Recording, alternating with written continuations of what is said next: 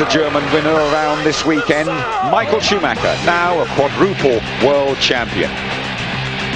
Today he drives Spa-Francorchamps, his favourite, the longest and quickest circuit on the F1 calendar. The Germans won here 4 times, not in '98 though. Coulthard on the receiving end of a rare slip by the Rainmaster. Oh, this is quite appalling. This is the worst start for a Grand Prix that I have ever seen in the whole of my life. Spa bites.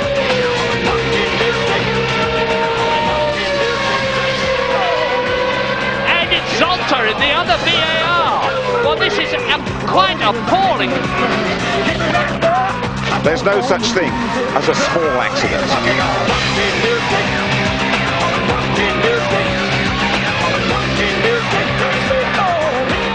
In the Ardennes forests, the weather changes in the blink of an eye. Fog and rain yesterday morning, one practice session wiped out. A wet start to qualifying. Then Formula One's next potential superstar found the sweet spot on the right tyres. Surely this will easily be pole 3.5. That gets faster. Brilliant pole for Montoya. What's the weather going to do though? This is how it looks at the moment. It's getting cloudier and it's getting cooler, down to 15 degrees. Hello there.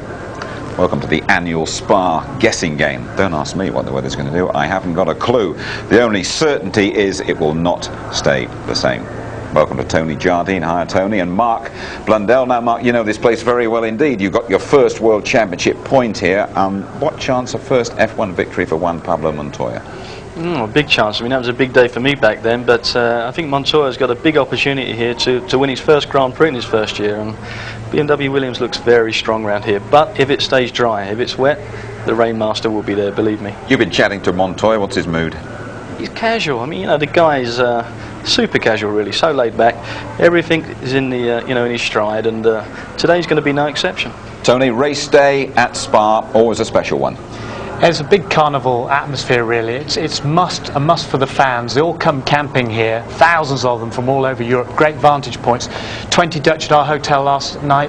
Left at 5 o'clock this morning. They've got a waterproof dugout down at Pujon. They wouldn't miss it for the world.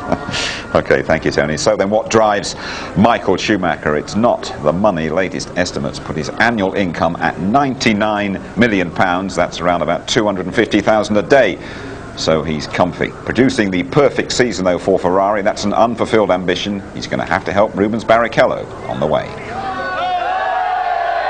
This season may have brought Michael Schumacher and Ferrari a lot of joy, but it's brought its fair share of fear as well. The title is in the bag. While some drivers might cruise through the last 4 races, Schumacher is still on the ragged edge. He had a 180-mile-an-hour testing accident last week, and in Friday practice, this happened. It was not dissimilar to the incident in the rain with David Coulthard 3 years ago. But then the championship was at stake.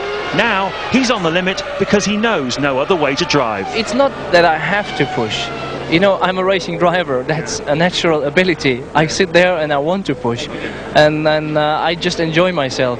I keep saying that people may have a problem to believe this, but you know, it's not a 8-hour job. You go in the morning, hate doing what you do, and then you come back and see your family.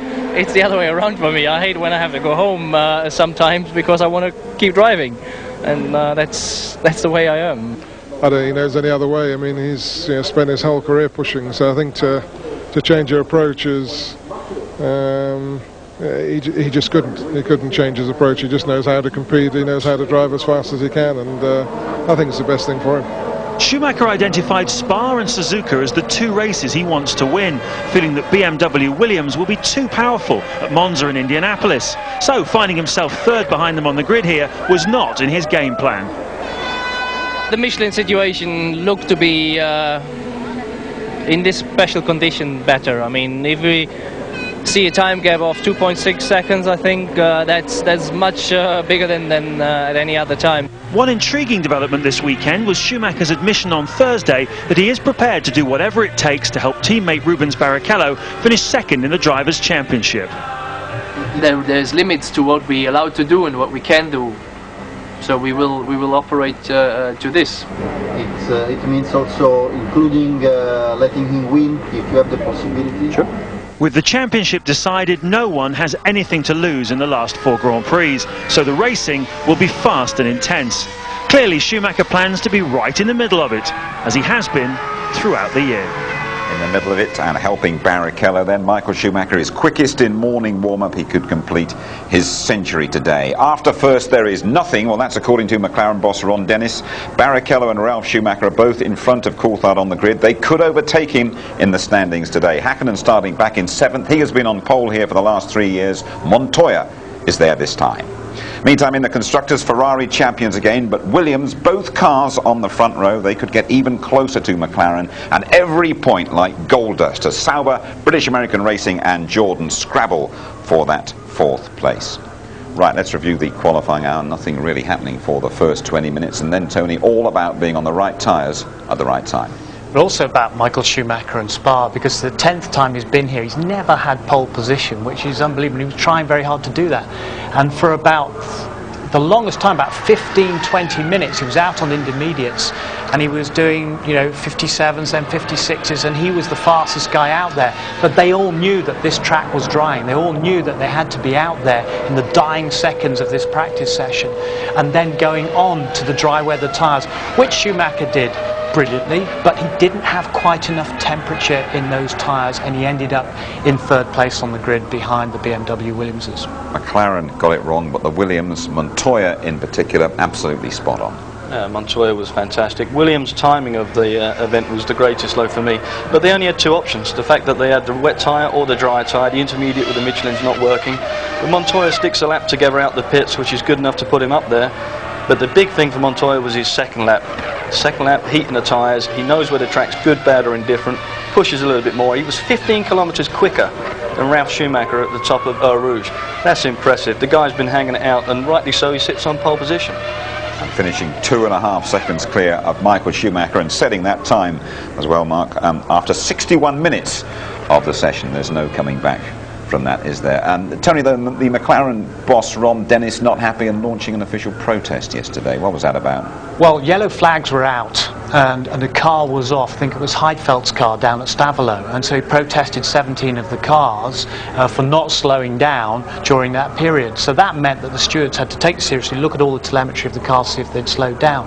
But at 8 p.m. last night it was thrown out, and the grid stayed as it was because of the changing circumstances of the weather. Was that sour grapes from McLaren, or were they just looking to clarify things? I think clarity is the word there. Ron Dennis, knowing Ron Dennis as I do, he's always looking to clean up those grey areas. And if there is a grey area, and that really is one which came out yesterday, he wants to see where he can make it black and white. I don't think he got anywhere with it. It got thrown out, as you say, but he's always looking for the angle. Right then, Tony, race 14 of F1 2001. Just talk us through the grid. Well, Juan Pablo Montoya is superb, 2nd pole position in 3 races, and Ralf Schumacher alongside him for the 2nd time for BMW Williams with front row of the grid. Heinz-Harald Frentzen, an incredible 4th. He said I was hesitant, but Prost forced him to go out on the dry tyres towards the end. And Villeneuve, 6th place, that's his best in 14 races, great for him. Hakkinen out too early on the dry tyres, but Fisichella, best grid position for Benetton Renault this year. Coulthard radioed in for dry tyres, that was denied because of the yellow flags. De La Rosa out qualified Irvine again for the 4th successive race. Raikkonen and his teammate Heidfeld both had gearbox problems, and a lazy wrong tyre choice left him back there, and Button said the intermediate Michelins weren't working. Truly worst grid position for 51 races. Irvine back there, Bertie back there, and the last 4 on the grid were outside the 107% rule. Alonso, Verstappen, Marquez and Bernoldi, but they were allowed back in because of the weather changing. But it certainly was Williams' day. I wanted to be on the safe side, since I thought I was first with the time I had, so I didn't want to risk too much. Then it turned out to be not enough pushing. Yeah, I think the timing was perfect. I think Ralph's as well. You know, he was right behind me, so he had a slightly better track than me, but you know, I'll push a bit harder. We didn't have enough confidence in the intermediate tyres, so we decided to go with the dry tyres straight away, and that paid off then for us. Then. You can almost see it coming, that we needed to be just out at the end on grooves, or as it turned out on the slicks. and I was having a bit of dialogue with the team, but unfortunately they didn't feel there was the time to make the change, so it was to try and make the best of a bad job, really, and we paid the price. We're 9th. They've paid the price, the worst grid slot for David Coulthard for 3 years. Well, since the Hungarian Grand Prix, a couple of high-profile drivers have swapped team, and another change at the top at Jaguar as well. He was a bold appointment as principal of Jaguar Racing, but now the experiment is over. Bobby Rahal has gone back to America after being deposed by Niki Lauda, who now assumes full control of the team.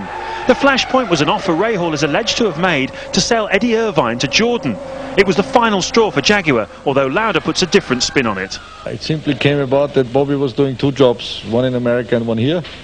And Formula 1 needs much more detailed work, really, in a way, because it's a lot of work, as you can see. And then we both came to an agreement that he goes back to the American side, because this is where he's coming from. And it was a friendly departure, if you want to say so. Meanwhile, we've had the most significant driver move of the season. Jarno Trulli will leave Jordan after 2 years to go to Benetton, who become Renault next year. In exchange, Giancarlo Fisichella calls time on his 4-year career at Benetton to take Trulli's Jordan seat. Judging by the look on both drivers' faces, Jarno feels he's the winner in the deal. Giancarlo's expression reveals his true feelings. I'm very happy about that. I think for the future is the best choice, because I got 3 years contract. I'm a little bit disappointed to leave the Benetton team, because after 4 years I was very happy to continue with them, but that's the life. Well, I had 2 great seasons at Jordan. It was a very positive experience for me, but I think I always look for something better, and I think Benetton in the future, I hope they will get better, because they are back in Formula 1 to win, and they already won 2 championships with Benetton in the past. We need to get back to where we were, able to win races and be able to compete at the very highest level, and the key to all of that is, for me anyway, continuity, and a 3-year contract with somebody as talented as Giancarlo was the key thing and the turning point of signing him. It's been a long, drawn-out saga. Up until recently, it looked as if the 2 drivers would stay put. But behind the scenes, there's been a lot of horse trading. I mean, the decision was made before, but I don't know why they've been waiting for so long. Anytime you're dealing with Jordan, it's not so easy, Anything with him is difficult. Well, initially, the agreement we understood was that a 1-year deal was never really acceptable to Jordan, and for a variety of reasons, because that contract, Jarno's contract, is jointly owned by Benetton, Renault, and of course Flavio being his manager. And when it became a 1-year deal, it became far less attractive, because not alone that, but we have a partner in Honda, and we have a lot of new things happening for next year, and of course that information would be privy to Jarno when he would eventually have to go back to join Renault. The moves have unlocked the key to the driver market, and the other pieces will soon fall into place. Jordan would like to run Fernando Alonso alongside Fisichella next year, but they also hold an option on Jean Alesi. Minardi, meanwhile, plan to run Alex Young next year, and will give the lucky Malaysian his Formula 1 debut at Monza in a couple of weeks' time. Arrows may have a seat free, as Enrique Bernoldi is currently out of favour, while Prost would love to keep Luciano Berti and Heinz-Harald Frentzen next year, provided the finance allows. But one team still to confirm their drivers for next year is McLaren, although Mika Häkkinen's manager Keke Rosberg recently let the cat out of the bag by saying he's already signed Mika up to partner Coulthard for next season's campaign. Now, Marco, Giancarlo Fisichella saying, "I'm very happy." He looked miserable there with his switch. There wasn't a lot of fizz left in him, was there? But, I think he should be right to be unhappy. The fact that next year with Benetton was going to trigger off a $10 million deal for him, that's been taken away. But more importantly for him, the likes of Renault coming back in to take that team over, they will be strong. They're such a powerhouse. They have been winners in Formula 1. He knows that's the team to be. It's going to go forward. Truly's got the upper hand now with this switch. Tony, they call it the Piranha Club, don't they? And Briatore and Eddie Jordan both taking little bites out of each other there. Well, Mark and I were talking about it earlier. I mean, Flavio Briatore almost corners the driver market controls part of it, because Trulli, Fisichella, Alonso, Webber, who's coming along, he controls that area. But what Eddie was saying there is Honda basically do not want to keep Trulli on for just that 1 year, and the rumour is that Honda are coming in with some very different technology for next year, quite a different engine, so they want to keep that to themselves. Just a word about Jaguar. You've worked with Niki Lauda, and can he pull the team around? Because I felt that Bobby Rahal wasn't doing a bad job there. I thought Rahal was doing a good job, but till you talk to some of the people on the inside. But the thing is, Niki is really, really prepared to learn, and he put his hand up yesterday after they messed up in qualifying and said, look, the buck stops here, which is a very good sign, but he's got a superb relationship with Irvine as well, and they're really working well together. And Irvine thinks he's going to do a super job, so do I. Thank you. Well, the motor racing world has been paying tribute to Ken Tyrrell, who died at the age of 77 after a lengthy battle with cancer. Here's Martin Brundle, Tyrrell driver in the mid-80s. It's a very sad time in Formula One. We've lost one of the great men of our sport, Ken Tyrrell. I'm here with Frank Williams, but first, Sir Jackie Stewart, as ever blazing across the globe somewhere, was very, very keen to say the following words. The world of motor racing's been hit terribly by the loss of Ken Tyrrell. He was one of a kind, and there will never be the like of him again. He had the integrity of a man with enormous conviction for the truth. He trusted people and he expected people to trust him. I certainly did. I never had a contract with him after the first year that I drove with him. He was like a father to me. He brought me along as a young driver, taught me about gear ratios, taught me how to behave and what not to do more than anything else. But I was only one of many that he brought along and guided into the higher echelons of the sport. Ken Tyrrell was a remarkable man, one of a kind. There'll never be the like again. It's the passing of an era, and motor racing has suffered a tremendous loss. Frank, you knew Ken for the best part of 4 decades. What memories have you got of him? I first met Ken in 1964, and he was certainly the class act for a number of years in his heyday in Formula One. I think he had Jackie Stewart well under control, and he gave him some very good lessons in discipline and approach, and between them they were quite a wonderful partnership. One which I tried to emulate, totally without success for many, many years until help arrived. Ken for me was a born racer, but there's quite a few of them about, but he also knew about racing. He understood it from top to bottom. Additionally, I would say for me, he had crates and crates of bottle. He had just an endless courage, and the best memory I have of Ken is standing up to Bernie in our very argumentative Formula One team meetings, time after time. The only one of us who ever really stood up to Bernie. He was totally fearless when confronting the man, got the better of him quite often. Now we all love to see that happen because we couldn't do it. The love of his family was first and foremost in his life. He was a very strong family man, but he was so into Formula One. As you said, he was an enthusiast, wasn't he? I mean, I spoke to him just a couple of weeks ago, and he was still absolutely on the pace. Every question he asked me was really, he understood Formula One so well. Yes, I spoke to him perhaps not as often as you, but once a month I'd call him, and the experience for me was the same as the one you've just mentioned. He knew what questions to ask. He was truly interested right up until his end. I think what it's all about really is we're missing Ken Tyrrell, but I think we're celebrating the life of Ken Tyrrell in Formula One. And look out for a programme about Ken Tyrrell on the weekend of the Japanese Grand Prix. That's in the middle of next month. All of us have been shocked and saddened by the death of Brian Moore. Now Minardi have new sponsorship in Monza. As James said, they'll have a new driver, the Malaysian Alex Young. Next season they will have a new Asiatech engine as well. They staged the first Formula One two-seater race at Donington. They called the event Thunder in the Park. Nigel Mansell caused his own personal rumble. Our Louise Goodman found herself in the eye of the storm.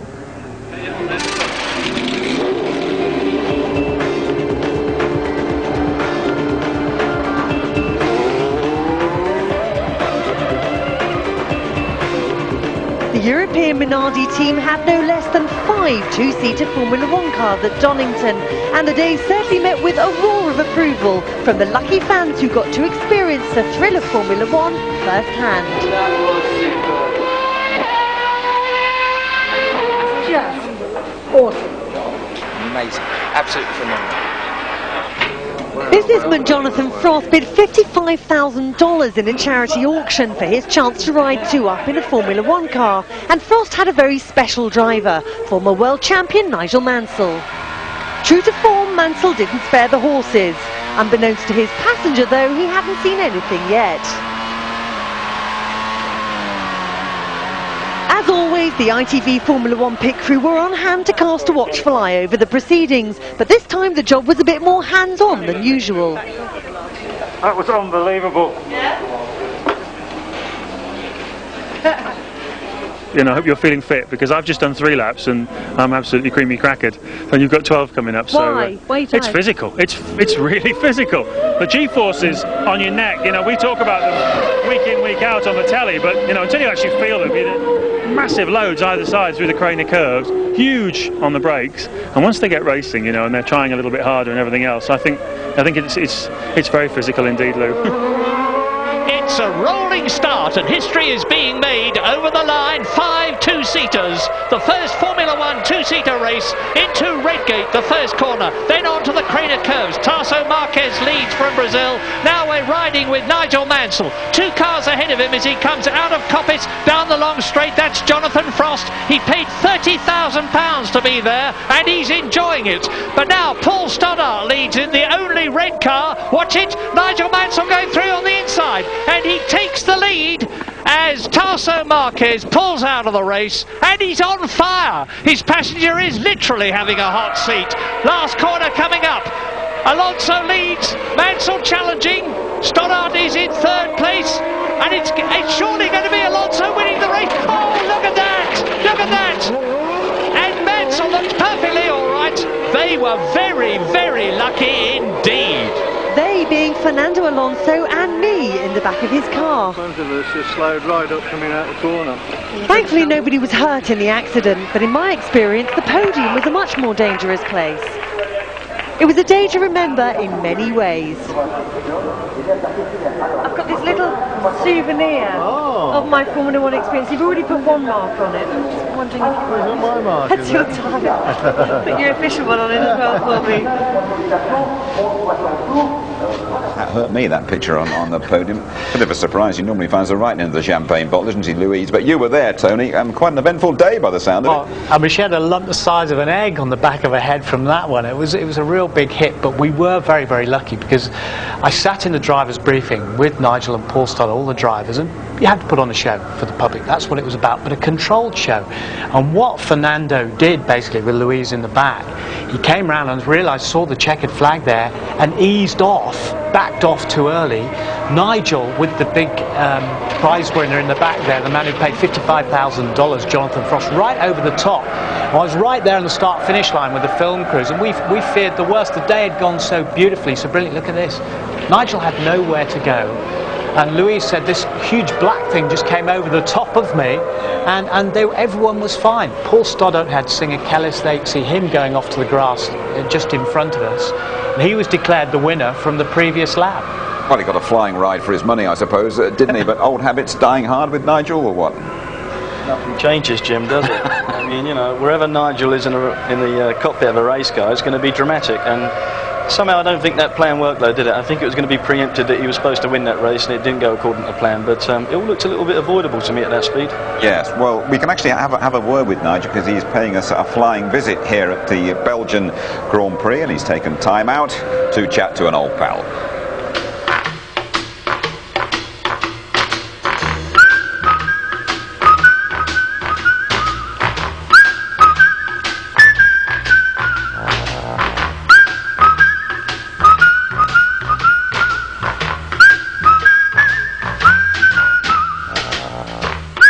It's good to be back.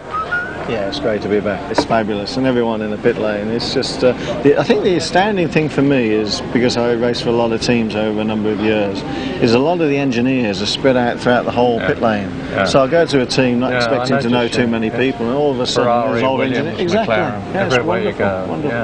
Yeah. What other changes do you notice? The traction control, I think, is too harsh coming out of the hairpin. I think as some drivers made it a little bit softer, they get out the corner even quicker.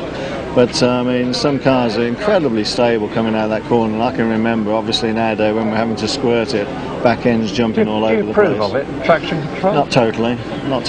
But you know, it's the evolution of Formula One, and it'll be here for a little while, then they might put it back again. But it does make a big difference. Now, you won here in '86 and you had umpteen second places.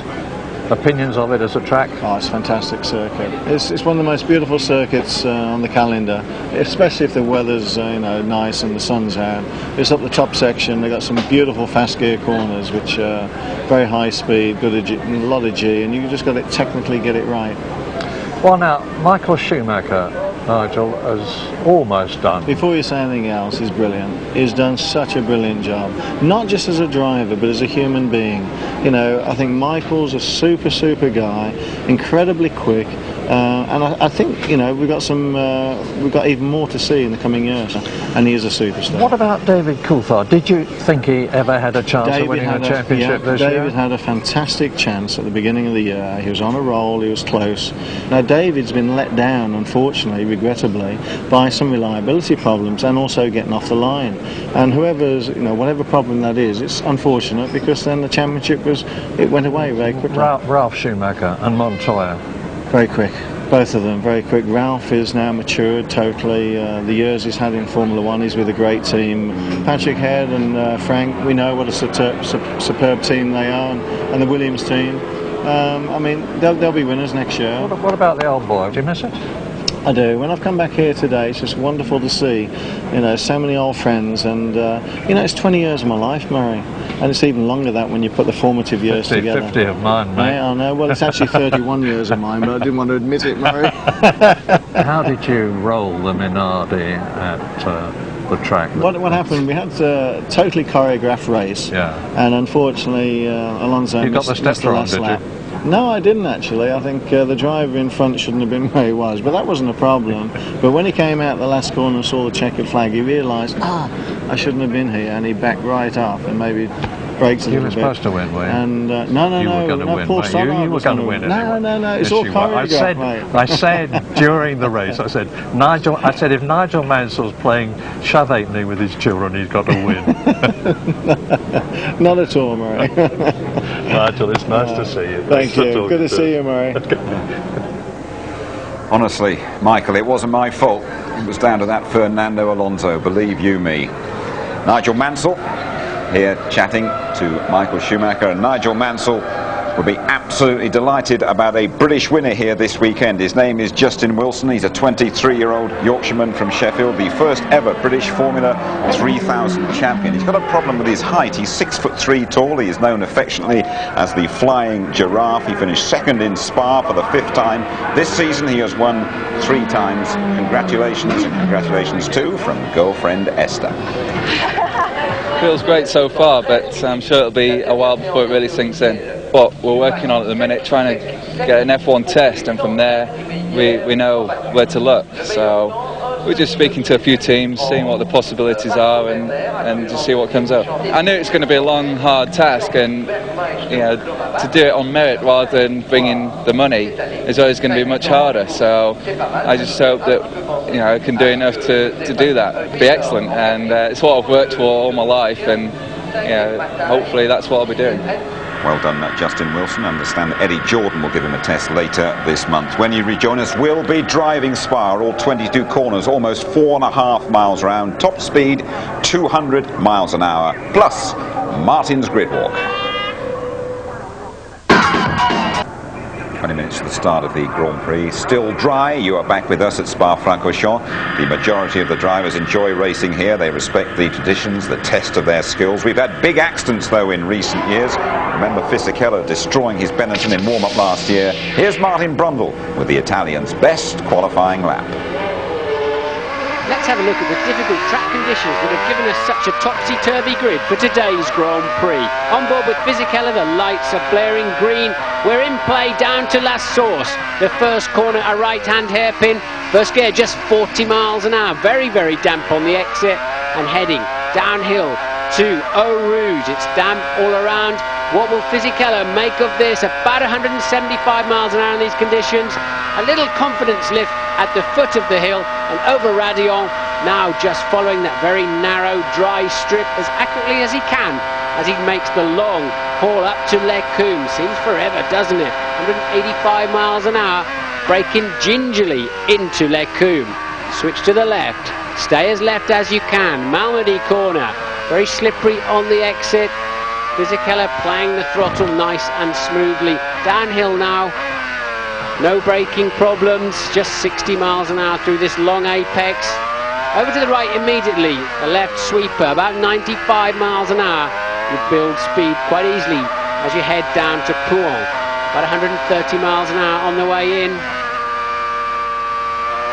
Long time before he hit the throttle, but then he hit it very hard, building speed quickly towards the Fagnes chicane. Down to just 85 miles an hour. Even downshifting can be a problem in these conditions. Stay left. Be careful of that curb on the right. This time around, the white painted lines will be treacherous. You're heading towards Stavelot to join the old part of the racetrack. Again, quite gingerly applying the throttle and a long sweeping right and left-hander before Blanchimont, building up to over 190 miles an hour. The end of the lap is soon upon us. Not a hint of a lift through there. Amazing driving from Fisichella, total confidence, and now the bus stop. The cones on the left prevent you from taking too much of the curb. Sweeping through the exit is bumpy. It'll be very, very slippery this afternoon. Red lights are on. The session is over. Fisichella in the top 10. 20 years ago, Grand Prix weather forecasting was about as sophisticated as this. But times have changed. These days the teams are prepared to spend up to £20,000 a weekend on sophisticated weather forecasting facilities. After all, knowing when and where it might rain could win them the race. As we've already seen this weekend, Spa has notoriously unpredictable weather patterns, but specialist company RaceMet are able to make precise predictions from a mobile meteorological unit near the track. The primary weather search radar is what we're looking at the moment. That's got all the video data for each circuit that we work at, and we can track the weather in from about 2 hours away if it's significant rain, and here at Spa it starts locally anyway, so we can give the team a few surprises as well and tell them there's a shower only about 2 minutes away. It pops up that quickly, but we can see it all happening as it happens and give a team the up-to-date picture of the weather as it's hitting them. Leading on from that and giving us the background information, we've got 3 satellite receivers running through the right-hand screen, and then the left one, when the radios are working from Hamburg, we can tune into all the significant weather data that is being transmitted from there. From that we can see where the weather's coming from and how intense it's going to be. How precise can you be at Spa? Because it's notoriously difficult to predict what's happening here. To the minute. In any given part of the circuit, to the exact minute. We can tell you what time the rain will start, how heavy the rain will be, and what time the rain will stop at any given location. Well, the weather's always unpredictable here at Spa, and that means it's a lottery for the teams. Which way do they go on race strategy? 1 stop, 2 stops, how much fuel to put in the car? And usually there's a safety car as well. If we do get rain this afternoon, we're going to see these kind of tyres. This is an intermediate for a drying track, quite shallow as you can see, and this is a full wet tyre. These things are truly amazing. They will displace 4 of them on one car on a single lap of Spa-Francorchamps. They'll displace 12,000 litres of water. That's equivalent to filling 2 family cars full of water, or 25,000 pints of beer. Just look at them shifting that water. No wonder visibility's bad when you follow another car. Now, for most of this season, Michelin wets have been behind Bridgestone, but recently they've made a big step forward. But their intermediate tyre is still 2 seconds a lap behind the Bridgestone.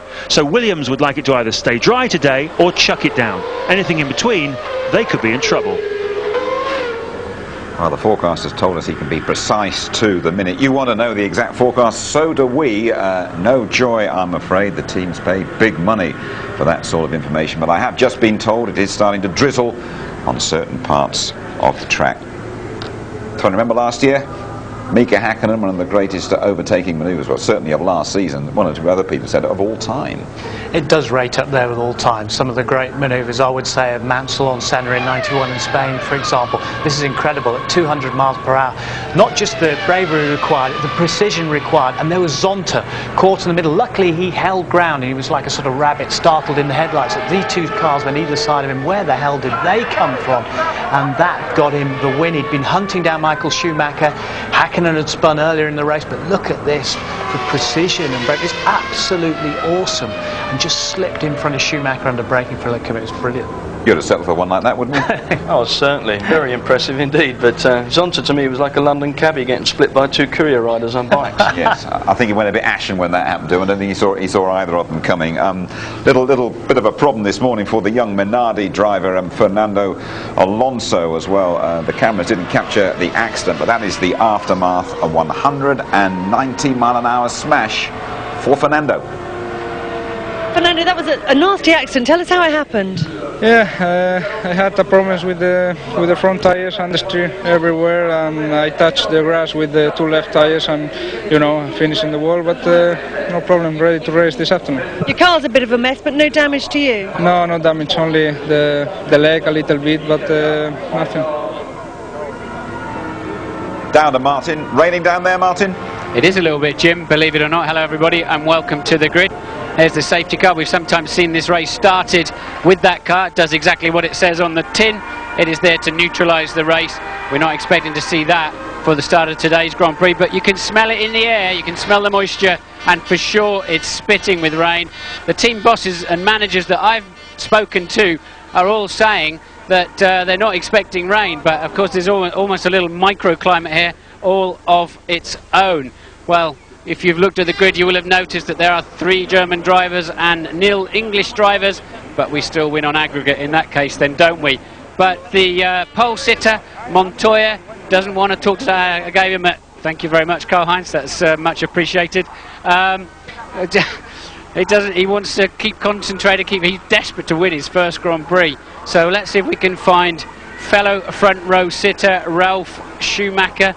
Is he around? Can't see him anywhere at the moment, so he's obviously off the grid. Can anybody see Ralph? I wanted to have a quick word with him, but maybe I'll come back and find him in a jiffy. So there's a very topsy-turvy grid, and in 4th place, incredibly, we have Heinz Harald Frentzen. Let's see if I can find this particular German driver.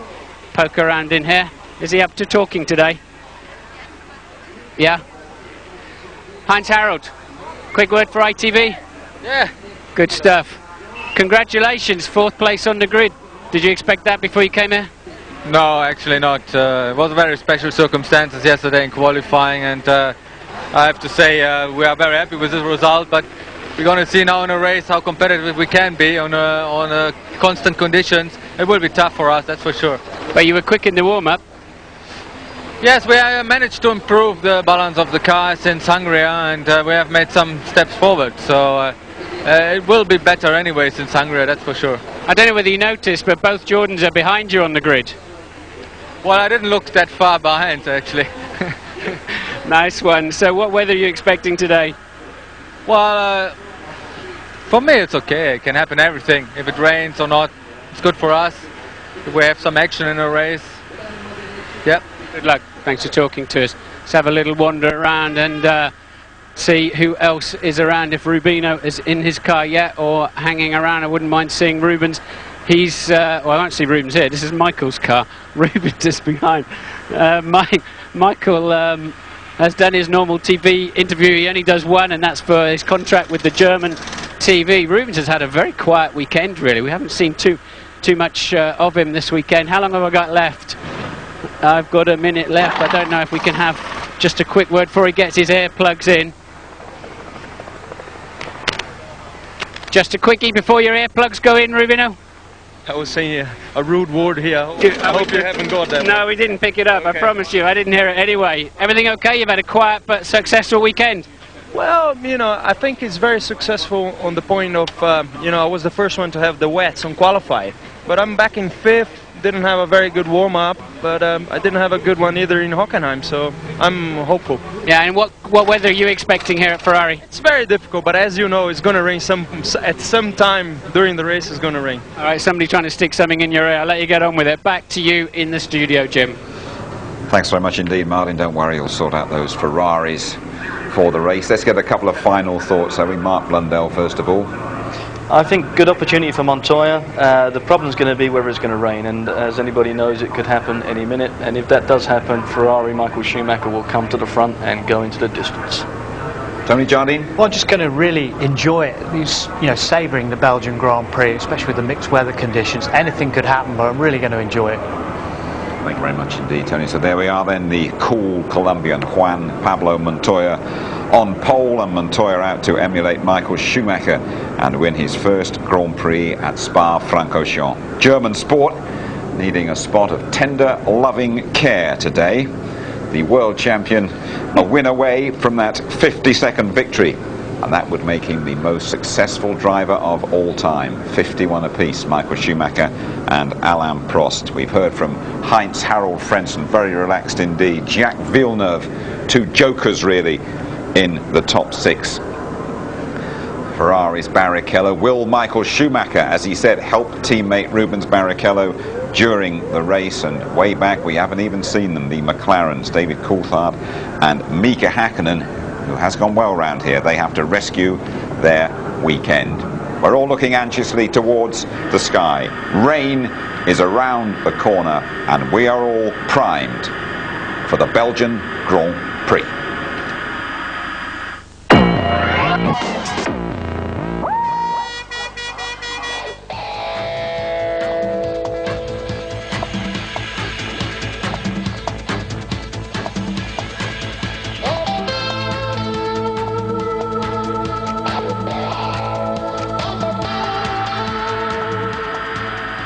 It's the Belgian Grand Prix, round 14 of the championship. You are back with the ITV F1 team at Spa-Francorchamps, along with Monaco, accepted as the driving test of the year, starting with a 160-mile-an-hour dash to the first corner. Let's join Martin Brundle and say a very good afternoon to Murray Walker. What a fantastic place this is. I love it. And look, there is that 160-mile-an-hour dash down to the first corner. Last source, hairpin bend, second gear, 35 miles an hour, and let us hope and pray that there is not a gigantic pile-up after that first corner, as there was in 1998 when David Coulthard slid sideways on the track on the descent to Eau Rouge, and 13 of the 22 cars piled up. Because if there isn't, it's going to be absolutely fabulous, because as a result of yesterday's weather, where it started wet for qualifying and then dried out, we've got all sorts of people in places on the grid we don't expect to see them. He's not one of them. Michael Schumacher's third on the grid, behind the superb Juan Pablo Montoya and his brother Michael in the Williams. But you've seen Martin talking to Heinz-Harald Frentzen, fourth on the grid in the Prost. Amazing, but he's gone very well today in the warm-up, 6th fastest. Mika Hakkinen, 7th on the grid. David Coulthard, 9th on the grid. Down there in 12th position is Kimi Räikkönen, who was 3rd fastest this morning, knows this Spa circuit very well. Nick Heidfeld, his teammate in the other Sauber, who's been doing so well this season, is down in 14th place. And Jarno Trulli, who started 2nd on the grid next to Mika Hakkinen last year, is down in 16th position. So there's going to be some fantastic, we hope, carving through the field by midfield and tail enders. This is a track where you can overtake, Murray, if you've got some speed through Eau Rouge and getting the slipstream on the long climb up to the Le Coum chicane. You can pass cars here, and also if you're brave into the bus stop, there's a few tears shed there usually at some point through the Grand Prix here. What they have to be careful of is that first corner. Everybody concertinas up the inside. You can go down the outside. Occasionally then you get caught up in the incident. And often we have a spinner on the exit as they're over anxious to get on the power to get down to Eau Rouge for the first time. I'm assuming with traction control we're likely to see less of that this afternoon than we would normally see here, but occasionally you can also lose the car on the way in there. The momentum starts and you don't collect it up. So it's going to be a strange afternoon, strange qualifying session. Remember, they only had 45 minutes of running yesterday morning before qualifying.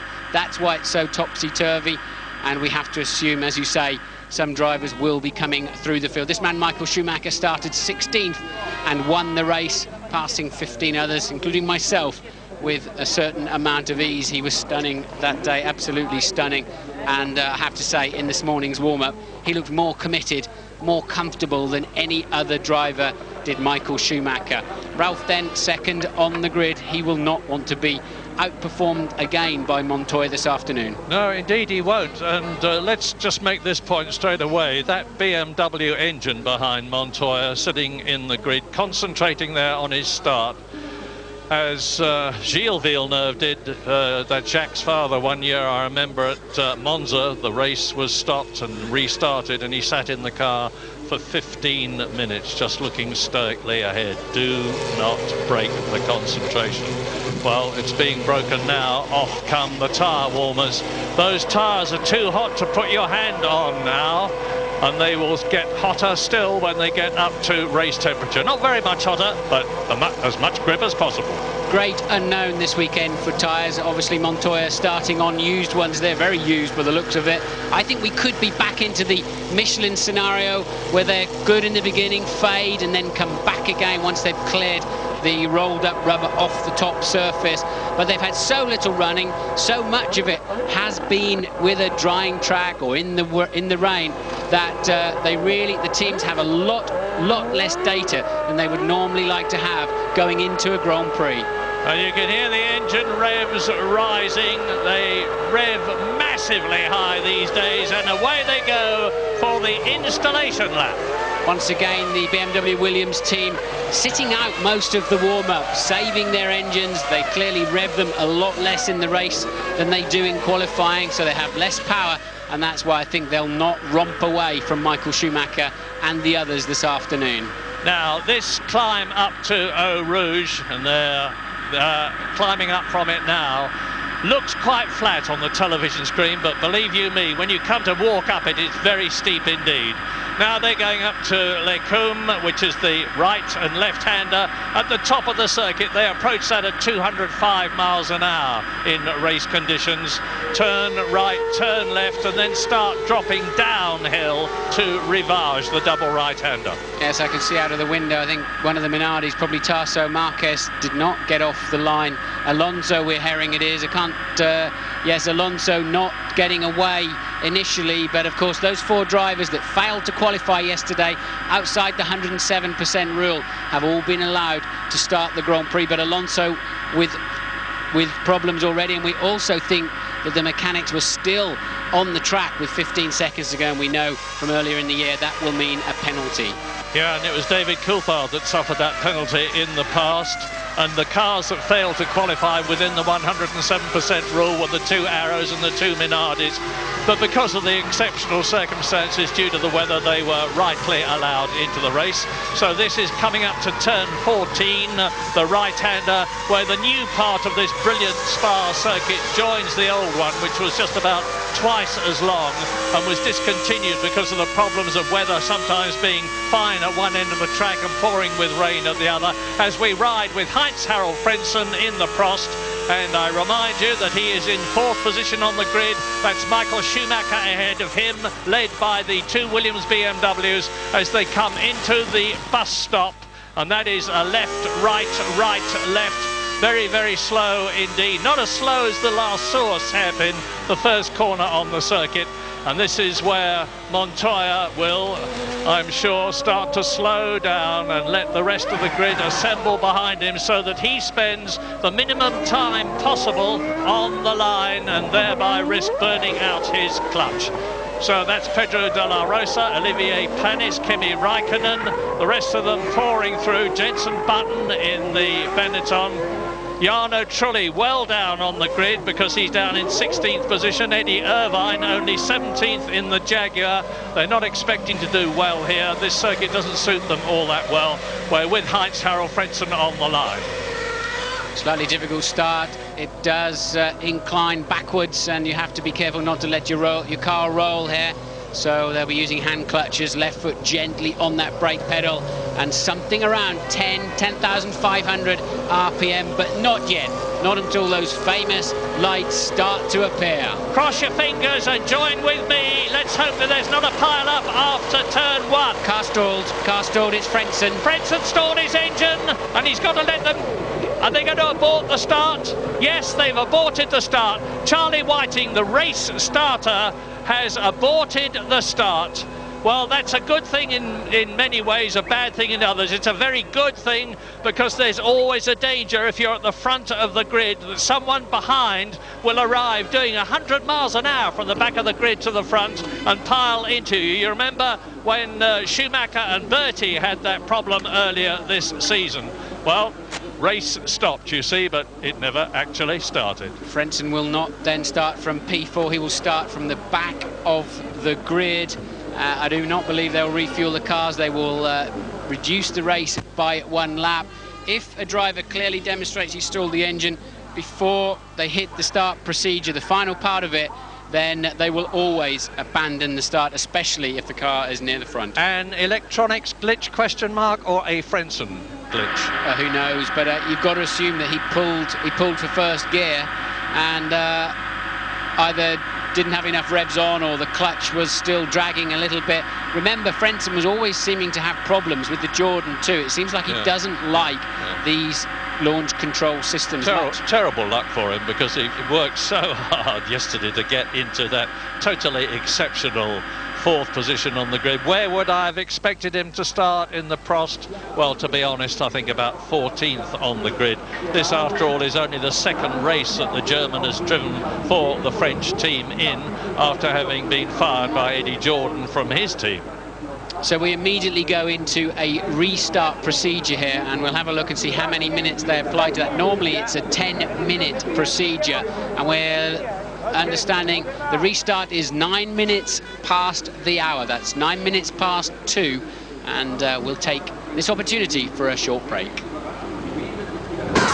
And if all goes to plan, it is now 8 minutes past the hour here in Belgium. Well, presumably it's 8 minutes past the hour everywhere in the world, but it is a different hour in Belgium than it is in England, for instance. And there should be just about 45 seconds to go now before the second start, or the second attempt at a start, after Heinz-Harald Frentzen somehow succeeded in stalling the Ferrari, the Petronas badged, the Ferrari engine in his Prost. The Petronas, of course, is in the Sauber. And there is Montoya waving his hand as they take the tyre warmers away. Now there are 25 seconds to go officially to the attempt to get this race going. Montoya getting a bit agitated there. I think he felt that they weren't clearing his car, and the yellow flags are waving because we think Montoya has stalled the engine. No. So Montoya then, now we know why he was getting agitated. The car has no motor running at this time. What will they do with this? He will have to start from the back of the grid. They did not hold Frentzen back. That's strange. Maybe Frentzen will go to the back of the grid, but why have they not? Normally they hold, mind you, there's no space really for the cars to go around, so they probably briefed Frentzen to go to the back of the grid, and so will Montoya. So number 1 man and number 4 man on the grid, men will have to start from the very back, and it is, as you say, Murray, on a curve. You can't even see the start lights from some of those grid positions way back there. And Schumacher benefits. Which Schumacher? Both of them, because Ralf Schumacher is now effectively in pole position, and brother Michael in the Ferrari is now effectively in 2nd position on the grid. And I know that Michael was pretty happy about his Bridgestone tyres yesterday. He said, I'm the Bridgestone pole position man. That was Montoya, and my heart goes out to him. He's starting, or was due to start, for the 2nd time. There we are, there he's waving his hands on this replay. My engine has gone. Well, he probably wishes it had gone altogether now after the frustration of that, but it had left him temporarily. Well, he's got enough speed to do something. I mean, it's bad for him, but it's good for us watching this race. This is going to be an interesting Grand Prix this afternoon, no doubt about it. And there then is Frentzen, who has fallen to the back. I think they didn't hold him on the grid because it's so narrow here, and especially with Montoya stalled on the grid as well. That was a smart move, so they let Frentzen go, but he's clearly been briefed, and he should know anyway. All drivers should read the regulations. He must start from the back of the grid as the penalty for holding up the start proper. And I remember many years ago, Andrea De Cesaris, and one of the reasons this came in was De Cesaris had forgotten to put his air plugs in on the start. There's a surprise. So switched the engine off and to make sure that nobody else started. And of course in those days there was no penalty, so that's the sort of things we used to get up to, but no longer. Wrote off more cars than anybody else. 12 McLarens in one season. However, Montoya now joins the men at the back. It's starting to get more interesting at the back than it is at the front. I joke, of course, with the two Schumachers up front, making it a race of their own, no doubt, with Frentzen no longer behind them immediately. And of course this is now going to be a 43 lap race rather than a 44 lap race as originally planned, and that'll take about 1.5 hours, even if it does not rain. Well, it's looking a bit sparse up there at the front end, isn't it now? And Ralf Schumacher, now the effective pole sitter, absolutely all clear there in second place. Just his brother he'll have to keep an eye on, steaming up the inside. But we know that Williams to be very strong. And there then is Montoya right at the back of the grid. Here we go. 3 lights, 4 lights, 5 lights, and it is go. Schumacher, Ralf Schumacher leads. Barrichello coming up into 3rd position behind Michael Schumacher. And they turn in, and Fisichella is well up in the Benetton. He's in 4th position as they drop down to Eau Rouge. He's got ahead of Jacques Villeneuve in the BAR. And David Coulthard from 9th position on the grid has got ahead of somebody because he's tucked up right behind Mika Häkkinen. Here they come up to Les Combes for the first time, and Michael Schumacher is right behind Ralf, and he's going to try and take him. Can he get through? Fabulous start by Michael Schumacher, who takes the lead on lap 1 of 43. He's going to take a lot of stopping now. Barrichello 3rd, Fisichella 4th, then the two McLarens 5th and 6th. They have made progress. Michael definitely got in the sweet spot behind that Williams and found a great toe. You have to assume he's on lower fuel. That really was an easy pass, a lot more speed. We know that they've had to knock some revs out of that BMW engine for the race, as I spoke about earlier, but I'm surprised at just how much under pressure Ralf Schumacher is, and we'll have to see. Maybe it takes a time once again on the cold days. It's just 17 degrees out there on the track for those Michelins to come up to full operating temperature. But Williams under pressure from Ferrari. The starter of the day was Giancarlo Fisichella up to 4th. Häkkinen is now 5th, Villeneuve 6th, Coulthard 7th. They've all made 2 places, of course, with the demise of Montoya and Frentzen, and Montoya is already up to 20th place. Now this is the interesting bit. Fisichella in 4th position. That Benetton is really showing signs of coming good here in Belgium.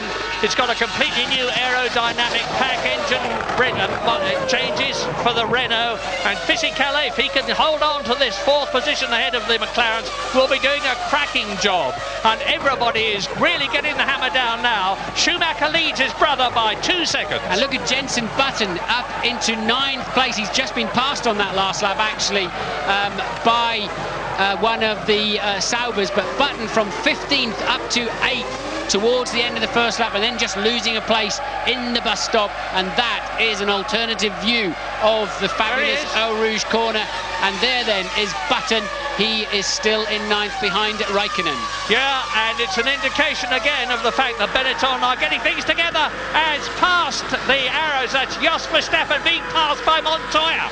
Montoya, who started last, and Jos Verstappen started 19th. So Montoya has already made up a couple of places as he comes up towards the Jordan behind him, and Michael Schumacher leads. Ralf Schumacher in the Williams still 2nd. Barrichello, who was pressing him, seems to have dropped back a bit in 3rd position. Then it's Fisichella, Häkkinen, Coulthard. Villeneuve has lost a place, Kimi Raikkonen has lost the place. Jenson Button, as Martin's just told you, has gained 6 places. A storming first lap. And look, he is gaining now, is Jenson Button on Kimi Raikkonen, who is in 8th position.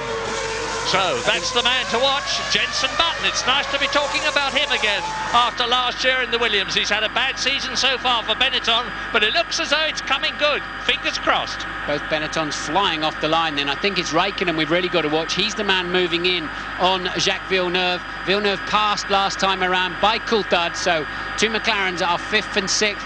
Michael Schumacher then leads by 2.1 seconds at the end of the first lap. And look at this squabble. Jarno Trulli chasing Eddie Irvine in the dark green Jaguar. And right up amongst them too is Olivier Panis coming through behind Pedro de la Rosa, who is in 10th position. Top 10, here they are. This is lap 3. Schumacher, Michael, Ralph, Barrichello, Fisichella, Hakkinen 5th, Coulthard 6th, then Villeneuve followed by Raikkonen, 9th is Button, 10th is Alesi. And let's follow Montoya up to 16th already then, Montoya. So he's moved through 5 cars from the very back of the grid, Michael.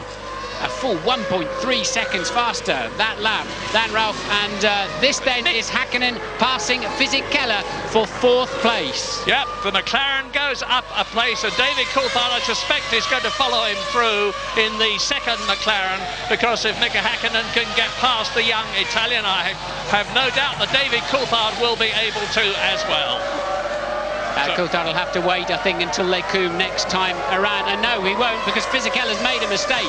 Fisichella made a mistake through the left-hander, and Coulthard then easily making his way down the inside of Pouon and pulling away. Villeneuve now attacking the young Italian. Yeah, Canada chases Italy. Jacques Villeneuve in the BAR, who started 6th and has therefore lost a place, coming up behind Giancarlo Fisichella's Benetton in that position, and right behind them you can see Kimi Raikkonen in the Sauber. So Ferrari leads, Williams 2nd, Ferrari 3rd, now down up into 4th and 5th places, the 2 McLarens. Down to 6th goes Fisichella in the Benetton, and Jacques Villeneuve, the world champion of 1997, has beat. Raikkonen's going to have a go up the outside here, and I think he will make the pass on Villeneuve. Raikkonen's very, very fast through Blanchimont and under braking into the bus stop. Magnificent driving there from the young Finn as he takes away Villeneuve's 7th place. Yeah, brilliant by Raikkonen, but let's not forget that he's in the superbly balanced Sauber as Mika Hakkinen runs wide and David Coulthard on the outside of Fisichella. Yeah, that's a replay of Fisichella's mistake and Coulthard taking the place. And look at this little traffic jam. Yeah, and we're on lap 5 now out of 43, remember, not 44, because we've lost a lap due to having to restart the race after Heinz-Harald Frentzen stalled his car. And you can see the McLaren getting a bit loose there as he went through Eau Rouge. Ralf Schumacher 2nd, Barrichello 3rd. Look at the gap between Barrichello and Mika Hakkinen. It is 4 seconds. Michael Schumacher, obviously the fastest so far. His fastest lap, 1 minute 50.5 in round figures. Car getting in shape was actually Montoya. He's now up to 15th place, having passed Irvine, but really working hard through Eau Rouge. We saw from that overhead camera the Michelin's not working well at the moment. It's the Bridgestone runners that are on the move. Yeah, and Heinz-Harald Frentzen has not done as well from the back as Montoya. Frentzen, who started last but 1, that's to say 21st, has got past Marquez and Bernoldi and is now in 19th position. Montoya, who started 22nd, has passed Alonso, Marquez, Bernoldi and Verstappen, and sorry, he's still up behind Verstappen. He's in 19th place. Michael Schumacher 2 seconds a lap faster than any other man on the track on the last lap. I mean, that's outrageous. He had that kind of advantage in the warm-up this morning. I'm expecting all of the key players to 2-stop. I've got a bit of a question mark about the Williams, but 2-stop apparently, I'm hearing from various teams, is the optimum. But as I said, so many of these teams do not have as much data, and somebody's had a big one there. I can't see who it is. Pile of tyres, and it's there's a Jaguar and a Prost, so we think it's Bertie and Eddie Irvine. Yeah, it is Irvine. And that Prost is a long way into those tyres. Where is Here it is. There. There is Bertie in the yellow helmet. This is a replay, of course, and they touch as Eddie Irvine goes past. Bertie loses it, goes over the grass into the gravel trap in the Prost. That is a nasty accident, Murray. I'm not looking forward to this thing connecting, because that is on the way into Blanchimont. That is 190 miles an hour. Ooh. And I wouldn't be surprised if they don't have to red flag this race. That is not a good... There's no good accidents. That is a bad incident there for Luciano Berti. That is top speed, spearing straight into the tyre barriers, and I'm not happy with that one. Very, very bad news indeed, as Tarso Marquez comes out of the pit lane after a very early start. But we are all now worried about not the Jaguar down there, and hopefully Eddie Irvine is perfectly all right. But they're actually having to burrow into the tyres quite literally to get at the Prost and find out what's going on in there. Eddie Irvine helping out there. He knows too, like we all know, that is a very serious incident. And obviously Eddie didn't realise that Bertie was alongside him. And they touched. Bertie losing his front wing, only able to go absolutely straight. The safety car obviously is out and leading the race round as we try to establish what has happened to the charming Luciano Berti from Brazil, and he's obviously at best unconscious, because there was no movement in the cockpit when we were looking down from the helicopter. A lot of agitation from the medical people there, and Professor Sid Watkins, who is the FIA's chief medical officer, will have immediately been on the scene, because he literally sits in a Mercedes-Benz with the engine running at the end of the pit lane to deal with any medical eventuality. Problem there is, Murray, is it's an unusual place to go off, and before Blanchimont, and there's no conveyor belt on those tyres. Where the tyre barriers are really exposed, they put a conveyor belt so that you can't get buried underneath those old car tyres. You were talking to Mark on the introduction to the programme yesterday about a place where there was only 4 rows of tyres, and that you were worried that something might happen. They're literally having to drag the car out. You see, is it there? That's the same corner we were talking about. Yeah, it's in that zone.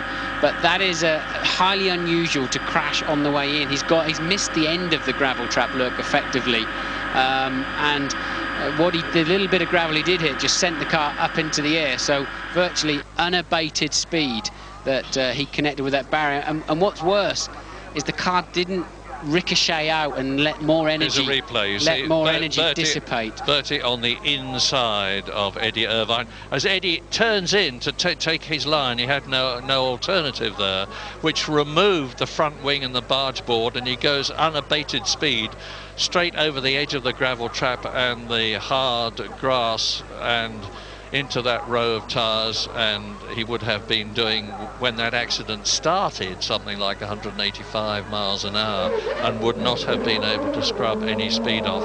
A very concerned looking Alain Prost, the team principal and owner in the Prost garage, obviously extremely worried about what is happening to his protege Luciano Berti, and I do not like the sight of that blanket screen which has been erected. The last time I can remember seeing that was when they were taking Michael Schumacher with what turned out to be a broken leg out of the Ferrari when he crashed at the British Grand Prix and lost a lot of the season before last.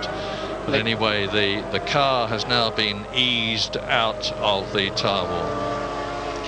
Yes, and they've neutralised the race. They have now red flagged the race, which I think is the only option here this afternoon, because that is one of the most serious accidents I've seen for a while in Formula One.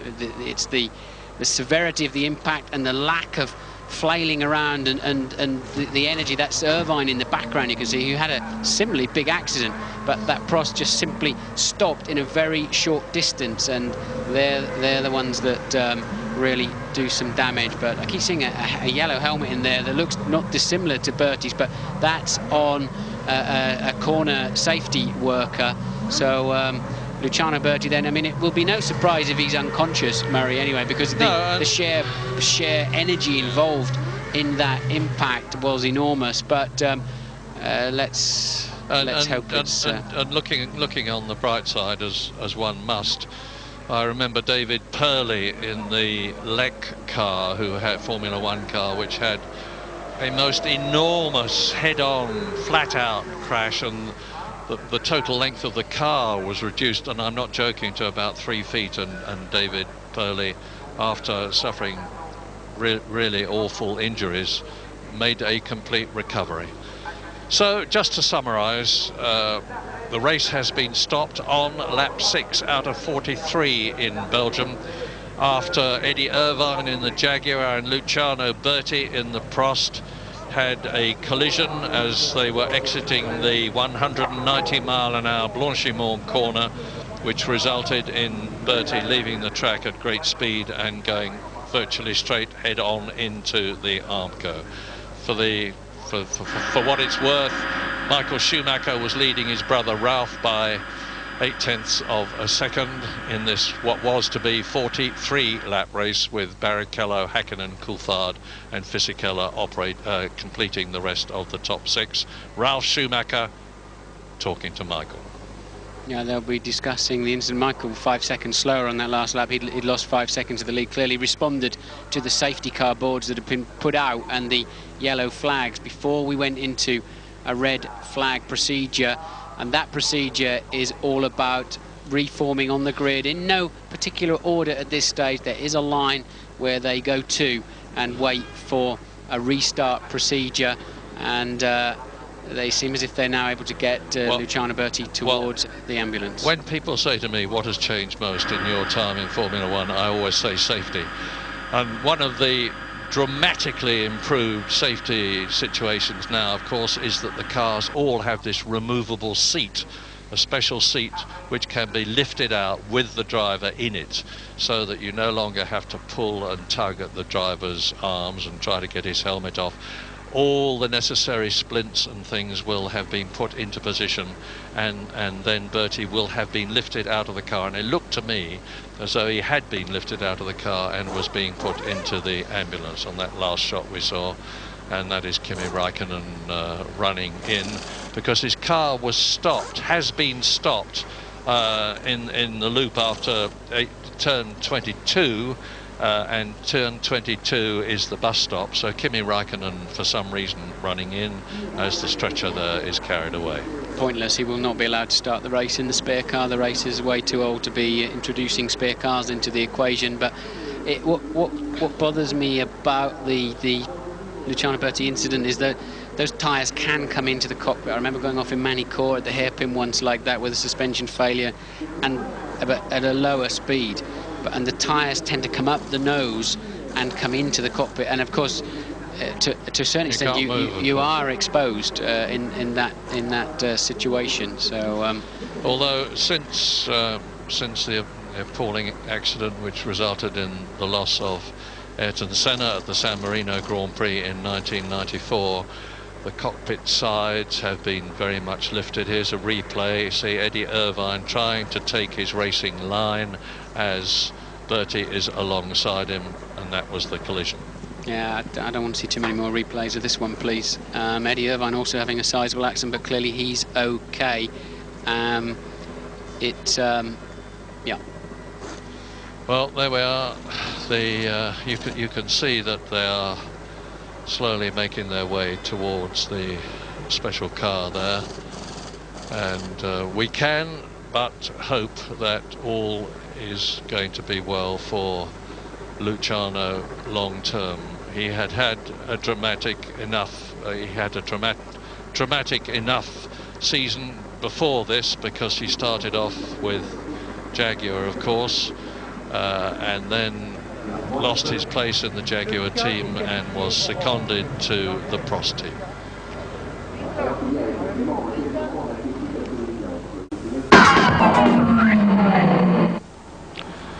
You see the scene of the Luciano Berti Eddie Irvine accident on the exit to Blanchimont, and Louise Goodman is in the pits. Yes, I'm down in the Prost area in the pit lane. A few worried faces behind you, as you can imagine. I can tell you, though, I've spoken to a member of the team, and initial reports from race control suggest that Bertie is okay. Now, there was no further report beyond that. We don't know exactly what okay is, but that's the first news that we have.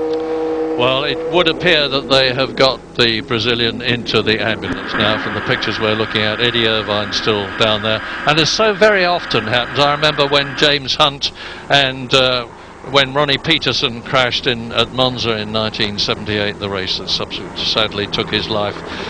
James Hunt was very much involved in getting him in the car. Racing drivers have to exhibit powers of leadership, and it's very obvious that that is what Eddie Irvine is doing. He's getting involved, and rightly so, in finding out what is happening. It's good to see so much of the front of that Prost intact. So now it's really, did those supposed safety tyres really come into play? And as you said, Mary, Luciano looked as if he was certainly unconscious, and but the safety sail really has stayed superbly intact there, isn't it? I don't think Eddie Irvine has any blame at all in that incident. I don't believe he knew that Luciano Berti was coming around the outside of him, and there is a left curve before Blanchimont itself, and I think he was taking the normal racing line. It wasn't a blocking incident. It was I think he just really hadn't quite clocked that Luciano got a run on him down the outside there. So I don't think Eddie Irvine has, in my view, any blame there. But there's a better shot of the Prost, and you can see the nose intact. So it's really just a question of, did anything ingress into the cockpit? That Marshall, incidentally, is not having fun. He's not having a free ride. He needs to sit on the nose of the car, because obviously with the front wheels and the suspension removed and the engine at the back of the car, it would slide down out of the crane sling if something wasn't done to counterbalance it. It is quite usual and traditional for marshals to do exactly what he has done. Now, of course, while we wait for the restart time to be confirmed, I can tell you that the pit lane exit has been closed, so there's no question of anybody getting on the course. We have to wait while the tyre wall is laboriously rebuilt. As you can see, there are batches of 9 tyres which are literally band-aid together. Some of them have been broken up, but normally the organisers have got spare batches in reserve so that they can be slotted in. But look, you see, he went off at the apex of the gravel there, and he went in where it's a very good thing that he didn't go in just a few yards later, because there was only one row of tyres. Craig Pollock on the left, Bernie Ecclestone on the right, Flavio Briatore in the glasses, talking about the accident and the restart, obviously, as the amber lights flash over the 5 traditional red lights which start the race. It's a horrible time for everybody involved in Formula One when there's been a big accident and you don't know the circumstances, and there just seems to be a lack of information. It is a long way out to that corner, and it's unclear initially, and there's some uncertainty, a bit of misinformation occasionally, and it's just a very uncomfortable time. So you can be absolutely sure that as soon as we get any information, we will tell you what happens. I'm like you, Martin. I think I've seen enough of this, but here it is again. Bertie continues across that very narrow section of the gravel trap. Look, you see about 10 yards further on, and there would not have been 3 rows of tyres there, the 9 tyre depth in all. There would have been at best 2 and probably 1, and those are the shattered remains of the Prost, and you can see what a colossal hit it took, with the radiators torn off, with the front suspension torn off both sides. That's Willie Ramph on the left, who is the Sauber designer, Jackie Eckelhardt, who is one of the race engineers. Michael Schumacher getting back into the car. I don't know why at the moment, because we still have no restart time He's obviously checking out something inside the Ferrari, but the safety belts are being done up. Matter of interest, the driver cannot do up his own safety belt satisfactorily. The mechanics have to do it for him, because terrific tension has to be put on them to retain the driver, and that's one of the things that hopefully will have helped Luciano Berti, because he will have been, like all of them, very, very tightly strapped indeed into the Prost, with a belt over his right thigh, his left thigh, round his waist, over each shoulder. They come to a common junction and a common release mechanism. Louise, what's the news? Well, I'm just standing in the pit lane with Nicky Lauda. Eddie Irvine has just come back in the safety car and walked through the garage to the truck, but he did have a word with Nicky on the way through. Nicky, what did he have to tell you? He says Luciano is conscious, which is very good after this incredible impact, and now they're going to check him out in the hospital, but it looks not as bad as it did look before. Did Eddie give you any more information about how the accident happened? No, I mean, it was easy to see in the television. He was on the inside, and then they both collided with that high speed, and then Luciano just went off into the wall, basically. Thanks, Nicky. That's good news then. If, let us hope and pray that what Nicky has said is not only true but will be amplified to indicate that Luciano Berti is indeed alright, and if he is, it will be a racing miracle and yet another testimony to all the efforts that the Fédération Internationale Automobile, the governing body of motorsport, led by Englishman Max Mosley and Professor Sid Watkins and the FIA Race Safety Committee, do to make racing safer. You can never make it safe. Motor racing is a dangerous sport. It always has been, it always will be, but you can try to make it safer, and that is what they do all the time, by making the tubs of the cars stronger, by getting the drivers deeper down into the car. Look how little of Mika Häkkinen's head is showing above the safety collar there, which has already saved many drivers' lives, by putting them in the correct racing suits and fireproof overalls, by making sure that they are belted tightly in, that the crash helmets are of the correct design, that there are gravel traps around the circuit, that there is Armco barrier to stop them going into the crowd. All these things have been done and more since, in particular, Formula One began in 1950, and most particularly since the late and great Ayrton Senna was involved in that dreadful accident at the San Marino Grand Prix, being pursued by Michael Schumacher in the Benetton in 1994. And you did, at Rubens Barrichello, and that is the ambulance that will have delivered Luciano Berti to the medical centre, which is the building with the grey roof. Magnificent facilities at every Grand Prix circuit now. Also taking a bit of a heart, I think they delivered the damaged chassis back to the Prost garage rather than to a parc fermé or neutral area, which also gives good indications as far as I'm concerned. But certainly that information through Louise and Eddie Irvine, Eddie was right there on the scene, so he's got as good a view as anybody of all of that, and also the fact that the other Prost is still on the grid gives me a little bit of heart. And me, Alain Prost, the man. What a dreadful season he has had, with all sorts of financial problems. I hope they don't think that is a rebuilt tyre wall that's satisfactory. I don't. That looks to me like a bit of a Fred Carno reassembly, and Heinz-Harald Frentzen. Now, let us hope and assume that Luciano Berti is all right, in which case we can speculate about what is going to happen on the race restart. Will they be restarting it as a new race over the originally intended 44 laps? We had done 4 laps and we're on lap 4. That is the collar from the plastic collar which goes round the edge of the cockpit from the Prost car, which is rightly being returned to the organisers and the Prost pits to have a look at what resulted from the accident in the way of car damage, because they will be looking on this as yet another opportunity to make motor racing in general, Formula One in particular, even safer. Now, I can tell you that there's going to be the race is going to be restarted. There's going to be a new formation lap. and it's going to be in just under 3 minutes' time. Bernie Ecclestone consults with, or rather talks to, Ralf Schumacher and tells him what the form is. We will be back.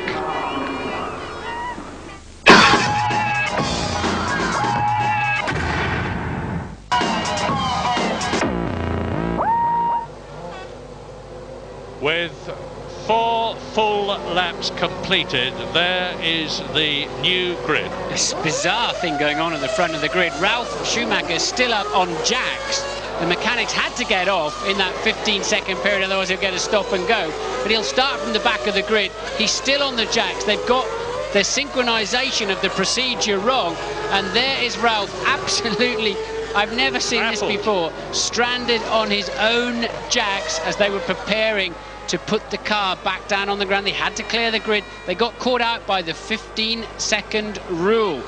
Bizarre afternoon. Let me take you through the rules. I think this is number 158 of the sporting regulations of Formula One, and the original race will be null and void, and the new distance will be the number of laps they had competed away from the total minus a further 3 laps. Any car can restart providing it got back to the start-finish line under its own steam, which Raikkonen did not do, so he cannot take the start. So this is a whole new Grand Prix. James Allen. Well, Martin, it just shows you how easy you can take your mind off the job. It's something they've done hundreds of times before, a start procedure.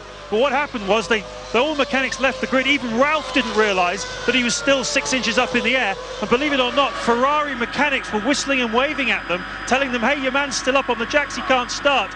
Suddenly it dawned on everybody, this awful realisation that the Williams car was stranded. Another bad mistake by the team in just a few minutes. Martin, let me be clear about this. 4 laps had been completed, plus 3 is 7. The original race distance was 44 laps. My assumption, therefore, is that this will be a 37-lap race. Does that ring well with you? I haven't done the mathematics, but I'll read you the clause. The length of the restarted race will be 3 laps less than the original race, less the number of classified laps completed by the leader before the signal stop was given. So I believe you're right, Murray. It'll be the original distance minus 7 laps. So take it from us that whilst we check officially, because we are standing here in a commentary box, that our assumption is that it will be 37 laps, probably less the one. Yes, I think less the one that they are doing now. 36-lap race. So unless I'm very much mistaken, it's going to be a 36-lap race as you look at Kimi Raikkonen's car there. He walked in, and I presume that he is not going to be allowed to start. That's a repetition, a repeat of the gearbox problem that both he and Nick Heidfeld had in qualifying yesterday, and which resulted in them, instead of starting about 6th or 7th on the grid, starting down in 12th and 14th places. The drivers don't like restarts, Murray. They consider it the most dangerous part of Grand Prix racing, and they're never happy with restarts. So the race will be 36 laps. It is clear. 36 laps, Michael Schumacher in pole position. No Ralf Schumacher there because he's going to be starting from the back. What a dreadful race it's turning out. There is Ralf Schumacher, sort of in the middle of the pack. Heaven knows what he's doing there. Michael Schumacher up front. There is Mika Häkkinen. He's going to be 4th. He's got a clear run. He's on the right of your picture, on the left of the grid, therefore. So here we go again for 36 laps, and it's go again. Schumacher leads, Barrichello up behind him, and Fisichella making a storming start. Incredible start. Up into 2nd position ahead of Barrichello in the Benetton, and Montoya runs wide and is taken by about half a dozen cars. I think Button had a stonking start again as well. We've got a damaged Sauber, now we've got a damaged Jaguar as well, with a clumsy mistake by Della Rosa. But I think we've got 2 Benettons well up front, both McLarens slow away, and Michael Schumacher then an easy lead. Who's next? It is Fisichella. Look at Button up in 4th place, under attack from Coulthard. Coulthard takes away Button's place. Magnificent start again from those 2 Benettons. Schumacher, Fisichella, Barrichello Barrichello in third position, the two Ferraris first and third. Behind them is the McLaren of David Coulthard, it looks like to me. Check on that. As Michael Schumacher streaks away in the... But look at this, Benettons in second and fifth places after the season that they have had. And that is Fisichella, pursued by Rubens Barrichello, then the McLaren, and then the second McLaren. So it's David Coulthard, and touring in the Sauber of Nick Heidfeld, who started down in 12th position. As you look at Fisichella, Barrichello, then the McLaren coming through to complete the first lap in this restarted race, which is going to be 36 laps long. Race leader, Schumacher, Fisichella, Barrichello, up into the bus stop. Barrichello having a look at the back of the Benetton. Is he going to try and come through at the bus stop?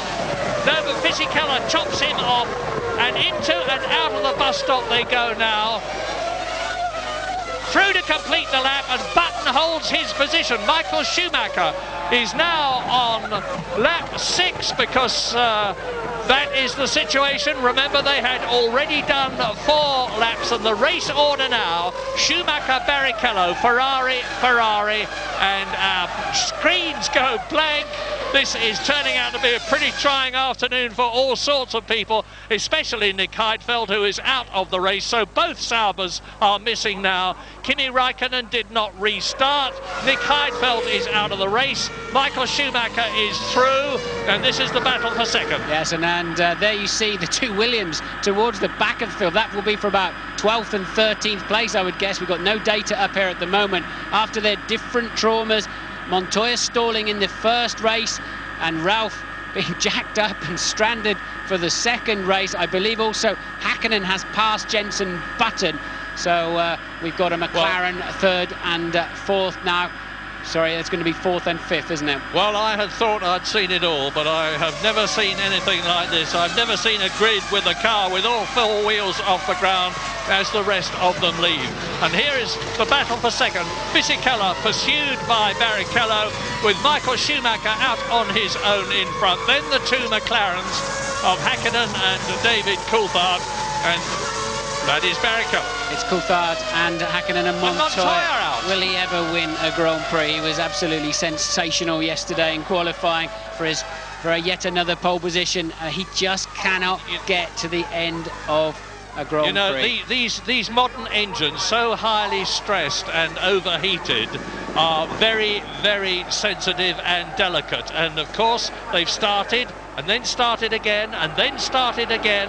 They've been sitting on the line, cooling down, then heating up again, and I suspect that's what's happened to the BMW engine in Montoya's Williams. Well, they've got an Achilles heel there as well, haven't they, on reliability? That's why they sit out the warm-ups, Murray, and keep the revs and engine mileage down as much as they can. They're clearly exposed in that area at the moment, and there's a graphic demonstration as Montoya falls out of the race. A Jaguar in the pits, that'll be Della Rosa. He clipped the front of the slowing Heidfeld at the restart. He didn't need to, he had plenty of space to get around him. So Della Rosa then in the pits. We haven't seen him leave yet, and still Barrichello can't find a way past, and looks like he's out of the race. And that says a heck of a lot for Fisichella, and even more for Benetton and Mike Gascoigne, the Benetton technical director, and all the rest of his people who've done such a sterling job, because Fisichella is staying ahead of Rubens Barrichello in second position. Fisichella on sheer merit. He's not making it difficult for Barrichello to get past by weaving, and Barrichello having a real good look now. A terrific scrap for second, third, fourth, fifth. Benetton, Ferrari, McLaren. Michael Schumacher is out on his own in this Belgian Grand Prix, which he has already won 5 times. He lost his win in 1994 in the Benetton. Here is a replay of the start. And you look at the two Benettons like they're in a different gear to everybody else, and there's going to be a bit of a calamity, I think, towards the back. I think the Jaguar of Della Rosa is going to get in the middle of a 4-way fight there. Montoya got caught up in it as well, and that is why we saw so many of them dropping back. Heidfeld's car's already damaged, and I think Della Rosa will now clip Heidfeld out of view now as he passes him later on.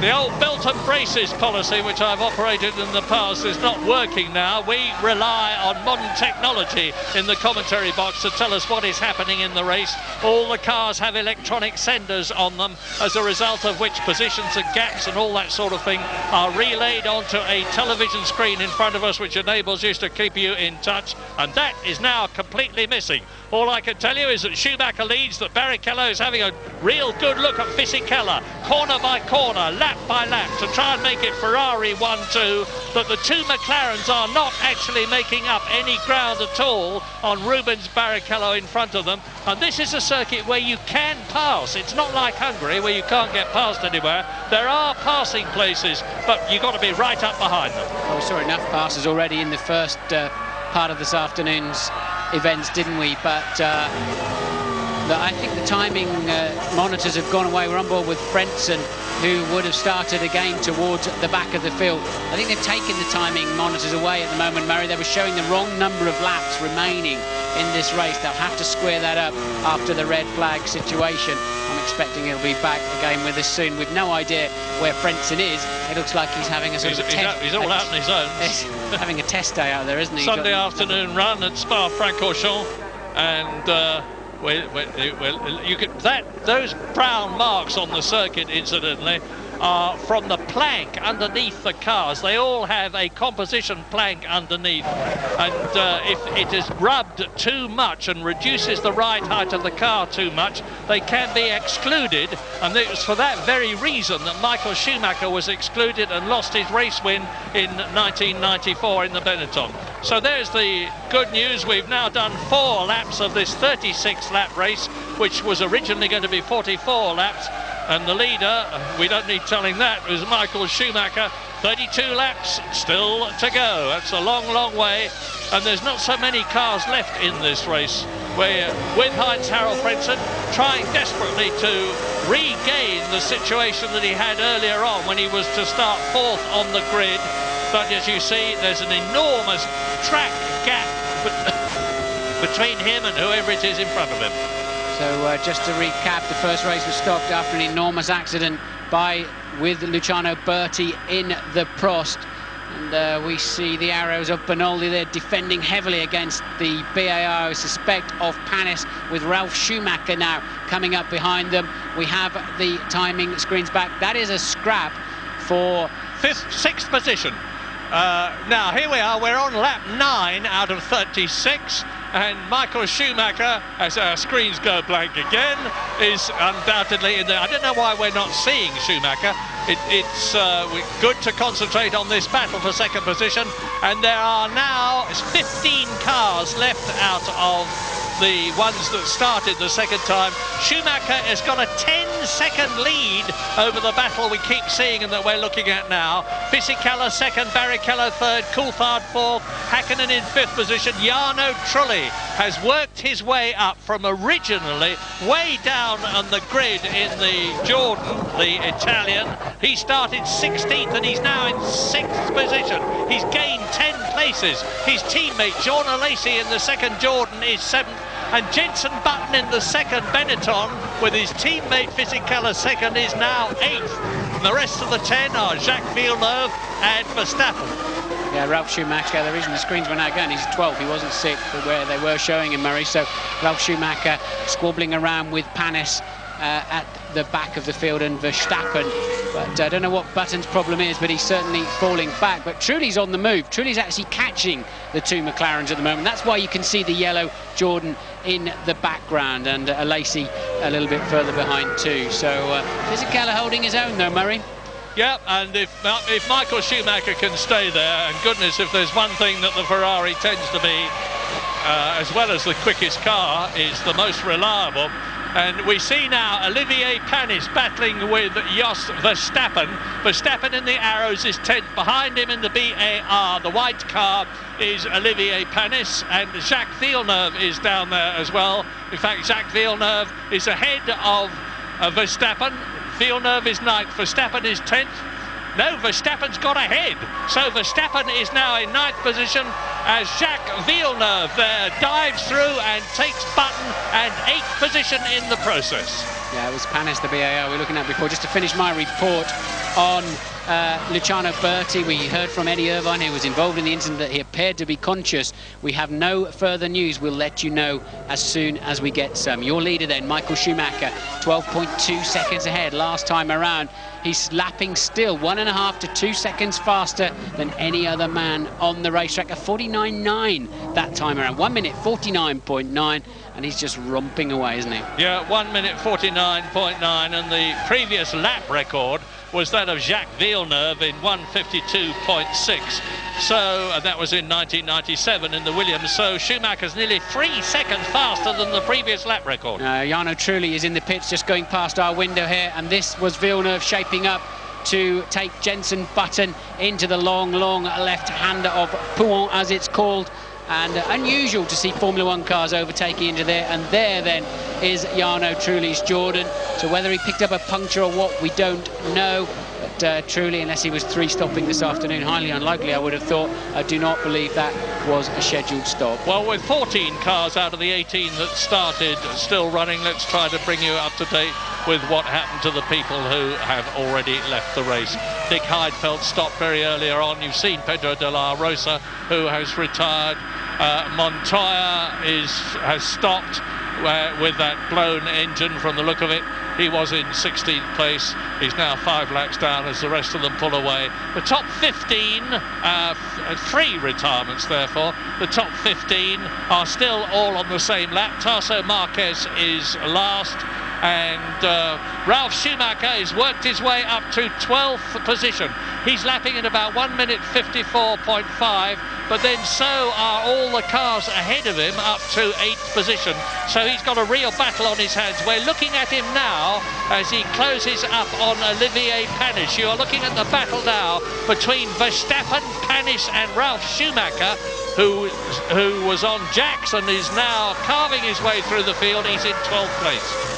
He can't get through, can he? He can't get anywhere. But with Panis and Verstappen sort of at it as well, he really can't make the impression you would expect. And that's Hakkinen in for stop. Now remember, as I say remember, I need to tell you that they were not allowed to refuel during the red flag procedure. If they did, they would have to have started from the back. So this is why you're seeing stops earlier in this race. Remember, race 1, null and void, but they were not allowed to refuel while they were sitting on the grid.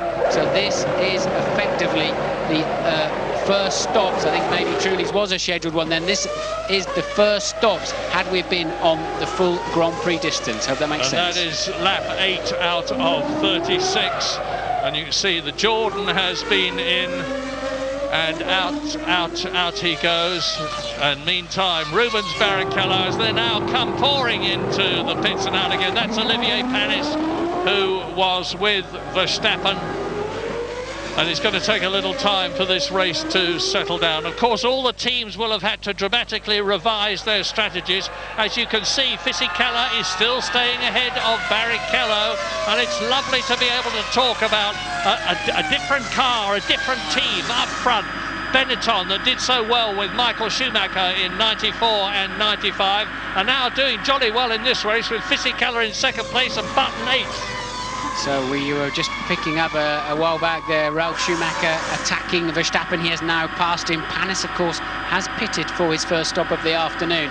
And Ralf Schumacher then up into what will currently be 9th place. In your 50 years of commentating, Murray, this will go down as one of the more bizarre races. It's a bit special. Now let's tell you who's been in. Hakkinen has been in. Lacey was in the yellow Jordan that we saw leaving, so he has changed his Bridgestone tyres. Jarno Trulli has been in, so has Olivier Panis, and Pedro de la Rosa, of course, has not only been in but retired as the battle continued. Look at that. Fisichella now 18 seconds rounded up to Michael Schumacher ahead of him, still in the lead on lap 9 out of 36. And you can see that it's pretty close for 2nd, 3rd and 4th, with just about 2 seconds covering Fisichella down to Coulthard. In the 5th position, Jacques Villeneuve, who started. And here's Ralf Schumacher replay, taking Jos Verstappen's arrows and moving up a place. And Ralf is now in 7th position. Well, having said I very rarely see cars overtake like that. Villeneuve pulled that move 2 laps ago. Ralf Schumacher's now pulled exactly the same move. They seem to be losing speed out of the left-hander at the top of the hill and being easy meat on the way into the long left of Prix. But Fisichella, look, really putting a bit of fresh air between himself and the Ferrari now. Well, David Coulthard says he's not so interested in 2nd or 3rd or 4th in the World Championship. He's interested in winning races. Of course he is, they all are. But he's not doing himself too much harm at the present moment if he wants to finish 2nd, because he's ahead of one of his rivals for 2nd place, which is Ralf Schumacher, who's in 7th position. On the other hand, he's behind another rival, which is Rubens Barrichello. The gap between Rubens Barrichello and David Coulthard in terms of World Championship points when this race began was 5 points, and they are now respectively on 4 and 3 points.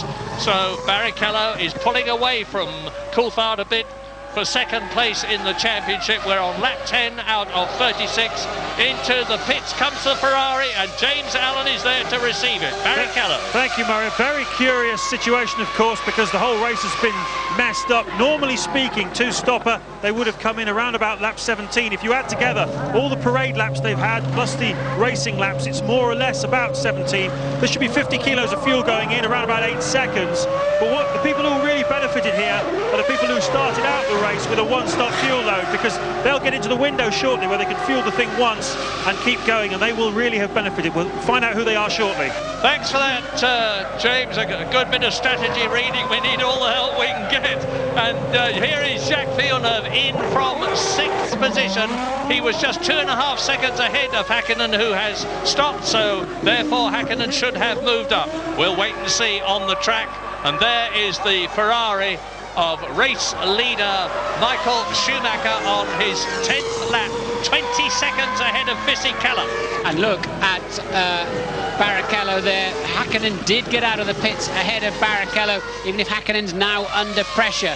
So a good stop then from McLaren that time around. That has elevated Häkkinen nicely. Coulthard running up in 3rd place at the moment. He's not stopped, nor 2nd place man Fisichella. Michael Schumacher having a laugh up the front, 20 seconds ahead. Still 1.5 to 2 seconds a lap faster than anybody else. And what throws another curveball into the fuel equation that James was talking about is on the parade laps. They use so much less fuel, so that all has to be factored in. And now is the time for Michael to come in and give his car a little drink. Yeah, with a 20-second lead, so I don't think he's certainly not going to get back in the lead. Fisichella and Coulthard, and maybe even Barrichello will go through before Michael Schumacher rejoins, but he will have been the first of the top 3 to make his pit stop. Now let's see what the situation is. Here is Michael Schumacher coming down the pit lane as the McLaren comes in. To save your heart, Murray, I mean, he was 20 seconds ahead, and Barrichello's already stopped, as has Häkkinen. Coulthard stopping on the same lap. Fisichella did not stop that time around, so it's Fisichella that takes the lead of the Grand Prix. And I'm trying to remember when the last time that a Benetton was leading a Grand Prix. Was it Nürburgring, the one that Johnny Herbert won? Wasn't Fisichella in great shape of winning that and spun off? Just testing you, and you got it right.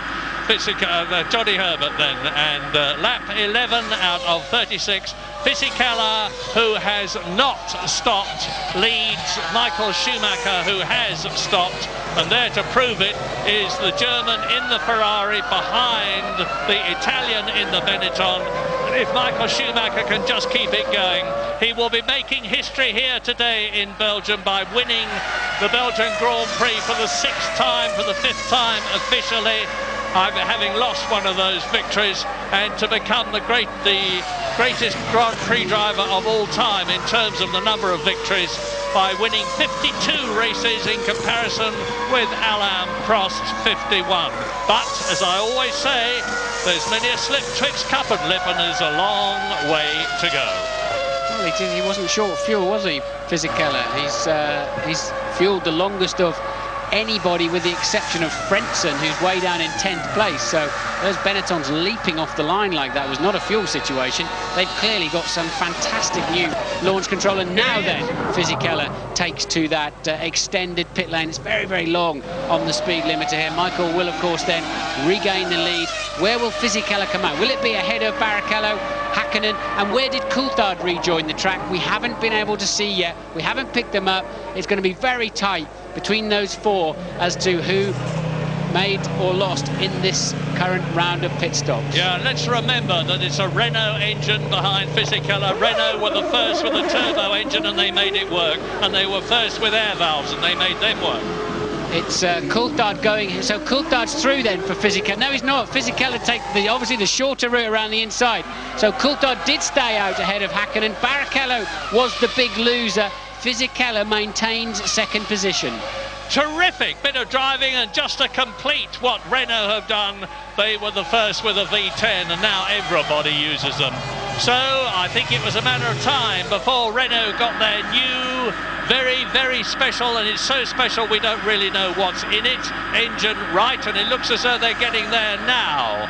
So lap 12 out of 36 with Michael Schumacher. They've all stopped now except Heinz-Harald Frentzen. Of the right drivers who are out on the circuit at the present moment.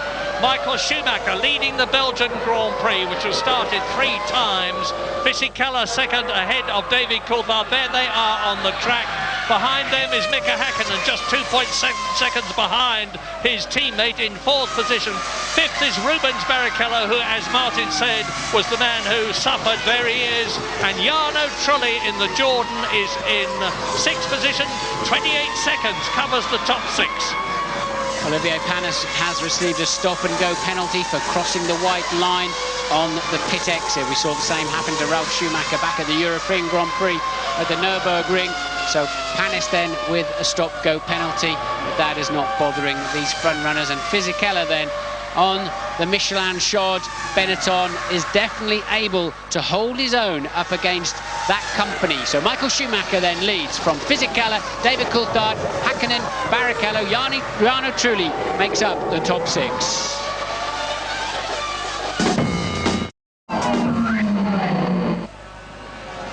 Lap 14 out of 36, and what a battle we have between Giancarlo Fisichella with Benetton to go to Jordan next year. Flavio Briatore and Pat Simmons there on the pit lane gantry, keeping their fingers and everything crossed, because this is the highest a Benetton has been this season.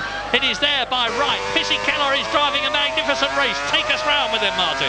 So he's down towards the Pouhon corner. You tend to turn in quite early and just let the car run all the way to that curve on the outside, and a massive force is built, but the downforce squeezes the car down into the tarmac, and no problems at all. Fagna then, you must keep on the right hand side, otherwise you don't have enough space to take the left-hander.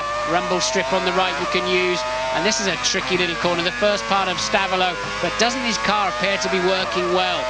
Fisichella then through the main part of Stavolo, and superb, really not having to lift at all. That's why he's able to stay ahead, and this is the kind of speed that Luciano Berti went off at, and unfortunately we cut away. I think you'd have had a bird's eye view of the energy involved. We've just missed that point now.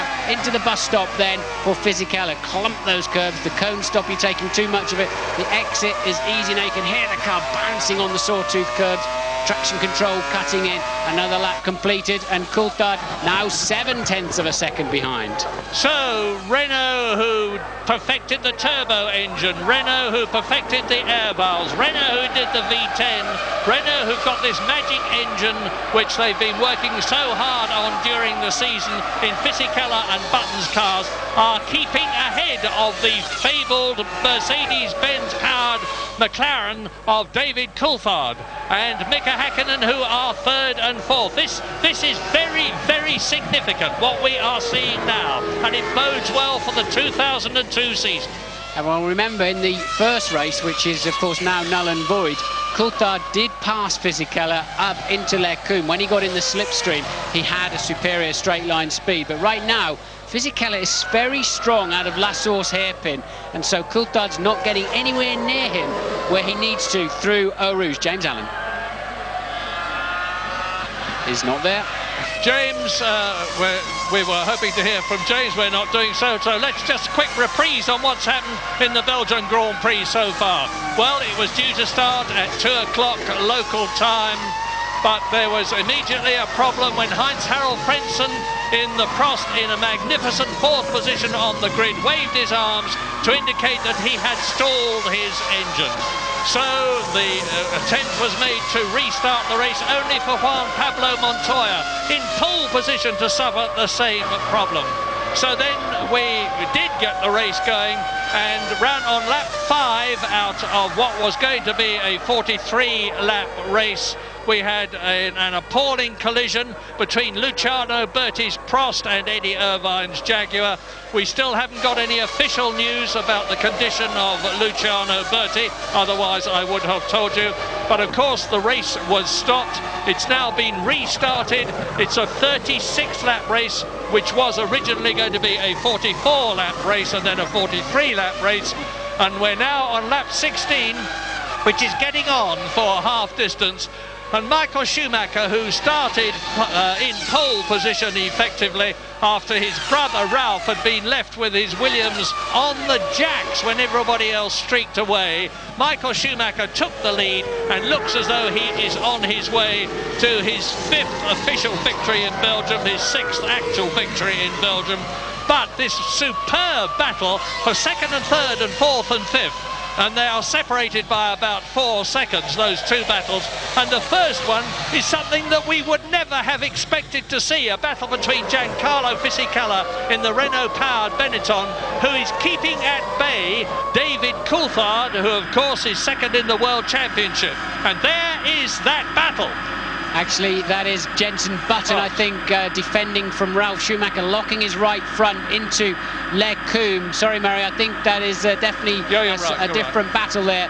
But Button lapping a couple of seconds slower than teammate Fisichella, so clearly I would imagine some kind of problem, or he's not happy with the handling or something, because Button really on the back foot despite that sensational start to the second part of today's Grand Prix. Yeah, Fisichella seems to have had the best of Benetton all season. Of course, it's his 4th year with the team. He really knows everybody in the team, and that is a big, big advantage. We tend to forget that it's only Jenson Button's 2nd year of Grand Prix racing. But I remind you that out of the race now, long gone, Heidfeld, De La Rosa and Montoya. Tasso Marquez, who is 15th out of the 15 people who are still running from the 22 who originally were to start, is 1 lap adrift. The top 14 are all on the same lap, and you're watching now the Minardi being lapped. We're on lap 17 now, and David Coulthard try as he may, and there's no question of Fisichella having to come in and make a pit stop and therefore running light on fuel, because he has already done that. He's in. The McLaren and the Benetton are racing on even terms, and so are the McLaren there of Mika Häkkinen and the Ferrari of Rubens Barrichello, who are 4th and 5th. Just to remind you that Eddie Irvine, of course, retired in the first part of the Grand Prix, therefore not able to restart, as did Raikkonen and, of course, Luciano Berti. Yeah, and David Coulthard is consolidating his 2nd place in the Drivers' Championship at the present moment, because he is ahead of both his rivals. He's in 3rd place, Rubens Barrichello is in 5th place, and Ralf Schumacher is down in 10th place, not even in the points. An awful Belgian Grand Prix for Williams and BMW so far, after having done so brilliantly yesterday in reading the qualifying weather conditions so right and getting Montoya and Ralf Schumacher out on dry weather tyres as the circuit dried out literally with seconds to go, as a result of which they took pole and 2nd positions on the grid, with Montoya fastest, Ralf Schumacher 2nd. Out of the race is Montoya with a blown engine, and Ralf Schumacher, who could have been right up at the front, is down in 10th place as a result of the shambles, with him being left on the jacks when everybody got away. Häkkinen managing to ease away a little bit then from fifth place man Barrichello, and there's Barrichello without a wing. I think he's probably been across the grass at the bus stop. That is why he's falling back, and that's 4 1/3 miles he's got to go before he can drop into the pit for a 15-second nose change. So Barrichello having a disastrous afternoon. Good news for Coulthard, second in the World Championship. Barrichello struggling, and Ralf Schumacher back in 10th place, so he will have such a terrible understeer. He will lose a good 10 to 15 seconds. Look for the yellow Jordan in the background, because that's Jarno Trulli. He's in 6th position. He's bound to get past Rubens Barrichello without the downforce on the Ferrari. There is the new nose, and wing waiting to go on. But meantime, Barrichello is having to feel his way round the circuit with massively reduced downforce and therefore grip on the steering wheels at the front. Jarno Trulli is gaining on him hand over fist. He was 6 seconds behind him. Jarno Trulli is going to take 5th position and 2 World Championship points, and his teammate Jean Alesi, who is currently 7th. There is Trulli. Trulli has caught Rubens Barrichello, who's still running 5th, and through goes Trulli up into 5th place, 2 World Championship points. Now, where is Jean Alesi? There he is. Jean Alesi is going to move up into the points. Jordan really need this, because they are down in 6th position in the World Championship. And there is Alesi. Barrichello can't stop, of course, can't slow down. He's got no downforce on his front tyres. It's all at the back of the car, no grip at all. So that's why he's struggling under braking everywhere. And Alesi getting a good run off at him through Stavolo. And Rubens will have to be very careful in Blanchimont, otherwise he'll just drive straight off the road, and he knows it only too well. Luckily, the front wing will already have been preset for whatever they started this race with in terms of setup. He goes straight on into the pit lane. Barrichello then falling back. That was already Villeneuve about to take him. James Allen is there. Tremendously dramatic afternoon here at Spa once again, as Rubens comes in without a front nose. I can tell you there's been other drama as well. Michael Schumacher, how many times has he been lucky, run off the course? He did it on the last lap at Stavolo and just missed the barrier. Apparently Ferrari believe there is no damage to Michael's car. Clearly there is to Rubens's car as the new nose goes on and fuel goes in as well, and Rubens is back out in the race. James, I must take it. Jenson Button out of the race. You can see he's gone into the wall in the Benetton and has removed his left front wheel. He was in 10th position. He's out of the race. And here is a replay of what is happening, or what happened, as Ralf Schumacher in the Williams in the background waits to go through, and the wing comes off before Schumacher went through, so it was not a coming together. Jenson Button must have dislodged the wing as he went over the rumble strip. Yeah, he took the front wing off on the left-hand curve, took too much curve on the way in, and then with the resultant understeer and the wing tucking itself underneath the front tyre, you're going to go straight to the scene of the accident with the wall so close to the racetrack. So we'll probably see that again. And now this is that is interestingly Barrichello losing his front wing in exactly the same way. Now all this is great news for Jordan as you watch Ralf Schumacher continuing to claw his way through the field. He is in 9th position at the present moment. Barrichello there is back in the race, but all this is great news for Jordan, who are aspiring to 4th place in the Constructors' Championship. Sauber, who are currently in 4th place, have already lost Nick Heidfeld. Kimi Raikkonen didn't start the race, they'll score no points. And both the Jordans of Jarno Trulli and Jean Alesi are in the points at 4th and 5th places, ahead of both the BARs. So Jordan are going to move up if they keep going. Truly, for a scheduled stop, he was the first of the first stoppers, so it's not a surprise to see him in. And so Jarno Trulli then was in 5th position as he came into the pits. Teammate Alesi takes over that 5th position. Lap times are slowing a bit. I wonder, with all of this drama, people flying off the road, we haven't seen Michael Schumacher go off the road, but we know that he has and survived to tell the story. I wonder if it's just spitting with rain. Louise Goodman. The latest news that we have is Luciano Berti has been taken off to hospital. No further news on his condition.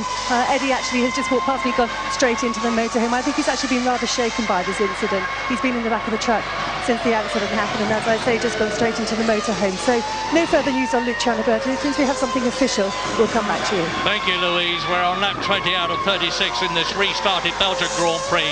Michael Schumacher is stroking his way to victory. 27 seconds ahead of a battle between Giancarlo Fisichella's Benetton, which you are looking at now, the blue car, still pursued by David Coulthard in the McLaren Mercedes, who can do nothing about the Benetton Renault. The gap that separates them is 0.6 of a second. Mika Häkkinen is 4th, Alesi is 5th. Trulli is in 6th position, so both the Jordans are in the points, ahead of their Constructors' Championship rivals, BAR and Sauber. 7th is Villeneuve, 8th is Ralf Schumacher, 9th is Barrichello, and 10th is Verstappen. 3 other runners still left. 11th, Frentzen, 12th, Panis, 13th, Benoldi. Replay, I think it's just going to be Coulthard getting a little bit sideways in the Fagnes chicanes, where he crashed on Friday quite heavily, back end of his car, quite loose through there. But I hope that all of the teams have radioed their drivers, certainly with Ferrari and Benetton in particular, radioed their drivers to say, give the curb on the way into the bus stop plenty of respect. Otherwise, we're going to see more people lose their front wing in that particular corner. Why, Martin? It hasn't happened in the past. Low, right, high tyre curbs. And what's happened is that they've knocked the cones over in there, so they're taking a tighter line. Louise Goodman. Yeah, with Juan Pablo Montoya. Juan Pablo, it's been a bit of a dramatic day for you one way or another. Yeah, I think, it's a very difficult day for all of us, especially after Luciano's crash. And apart from that, another tough day in the office. I think we've been quite lucky. But, it was pretty interesting, pass some cars and play around with it. It was pretty interesting. Thanks for talking. Well, one way and another, he's had terrible luck this season. It's the 14th race of the year. It's the 10th time he's retired. He could have won at least 2 races. Don't forget he was taken out of the Brazilian Grand Prix when he was in the lead, when he passed Jos Verstappen's arrows and it moved across and removed Montoya. He could have won at least one other race. He started from pole position. This man's day will come, but it's obviously not here. Eddie Jordan talking to either Alesi or Trulli, and we're on lap 22 with 14 of this very, very eventful Belgian Grand Prix on the finest Grand Prix circuit in the world. And more news from Louise. Yes, and I'm pleased to say it's good news, Mario. Got the official word on Luciano Berti's condition. He has concussion, but he has no broken bones, and his condition is described as stable. As we already know, he's been taken off to hospital in Liège, but good news there about Luciano. Good news is a masterpiece of understatement. Louise, I am absolutely amazed. That was a big accident, and I cannot start to tell you how relieved I am to hear that wonderful news. As now into the pit lane comes Jacques Villeneuve from 5th position. This is his 2nd stop, 15 laps still to go. And as usual, there's concentrated action from the mechanics. Two of them clear out the side pods to make sure there's no debris in front of the radiators. Nice stop, 8 seconds. He sprints out. He was 1.2 seconds ahead of Ralf Schumacher, who will have now moved up and is in the points. Quite incredible. Ralf Schumacher, who started last after they got his car with 4 wheels off the ground onto it, and he'd stormed round and tried to catch everybody up, is now in the points out of the 13 drivers who are left. But of course he has yet to stop a second time, which is what Villeneuve has just done. As we look at David Coulthard, still looking at the gearbox of the Benetton in front of him, thinking, how can I get past? And with a gap like that, he is not going to. Yeah, they're going to have to get the back end of that McLaren bolted down a bit more somehow, but so often this last few Grand Prix you've seen Häkkinen and Coulthard oversteering on the exit of corners, but that Benetton surely has a beautiful balance today. Fisichella really not struggling at all, and he's got a genuine pace there, so it's nip and tuck between the pyramids. Stayed at 6 or 7 tenths pretty much for 10 laps now between these two, but Coulthard really can't make a big impression on the Benetton, and that's where the Benetton is so fast. Traction out of La Source. Gosh, it will be an enormous fillip for Benetton and for Renault and for Formula One if Fisichella can stay where he is, because what we all want to see is not one constructor, not Ferrari, not McLaren, not anybody else dominating the scene, This year we've seen Ferrari and McLaren, who've done so for so long, being caught and fast and losing races to Williams. It would be lovely if next year there's a fourth team up there as well. But have a look at the rear wing of David Coulthard's McLaren. It looks unusually oil grimed and dirty to me. It reminds me of Damon Hill's Williams in 1996 in Australia, which was taking oil from Villeneuve's car, which was in front of him, and Villeneuve had to pull out of the race and Damon Hill won it. Yes, I saw Coulthard a few laps ago wiping his visor coming past the pit straight very dramatically, as much to say to the team, there's oil coming our way, but it won't affect the performance of his car in any way, shape or form, but it won't help him see through his visor.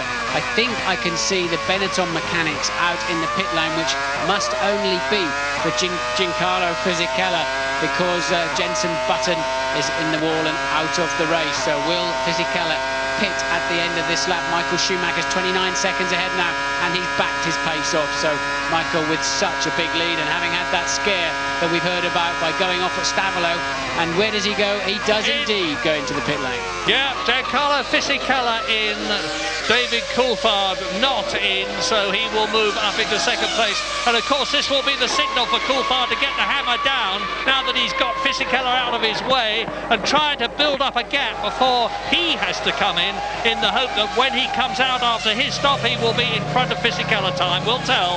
Yeah, he's only got to find 6 or 7 tenths, has Coulthard, on an in or an out lap or during the pit stop. And who was that in the background? Hakkinen in for a stop too.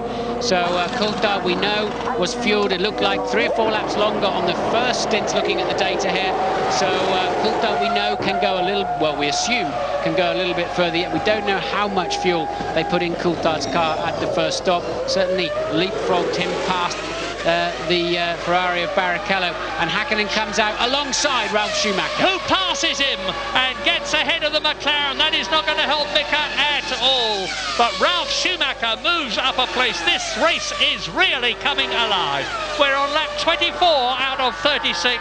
The crowd and the weather, incidentally, which I had expected to add, Mika Hakkinen does to Ralf Schumacher what he did to his brother last year, except that Ricardo Zonta is not there this time. Just shows you how many revs they've knocked out of that BMW engine. It's twice this afternoon. The fastest car in a straight line, easily in qualifying, has just been breezed past by a Ferrari first, then a McLaren. So they've really kicked that BMW engine to make sure it can get to the end of the race. Ralf clearly short-shifting there, losing an enormous amount of straight line speed. And we're on lap 25 with Michael Schumacher, who we have seen hardly anything of in this race, because he is, it's a demonstration race as far as he's concerned. And as I say that, we see him on the screen just to establish that the brilliant 4 times a world champion German is on his way to his 52nd Grand Prix, as in comes David Coulthard. Now, when he rejoins, where is Fisichella going to be? But now, James, over to you. It's going to be very, very marginal indeed. Coulthard needed a good in-lap. He's only been 1 lap since Fisichella made his stop. This has got to be pretty crisp as well for McLaren.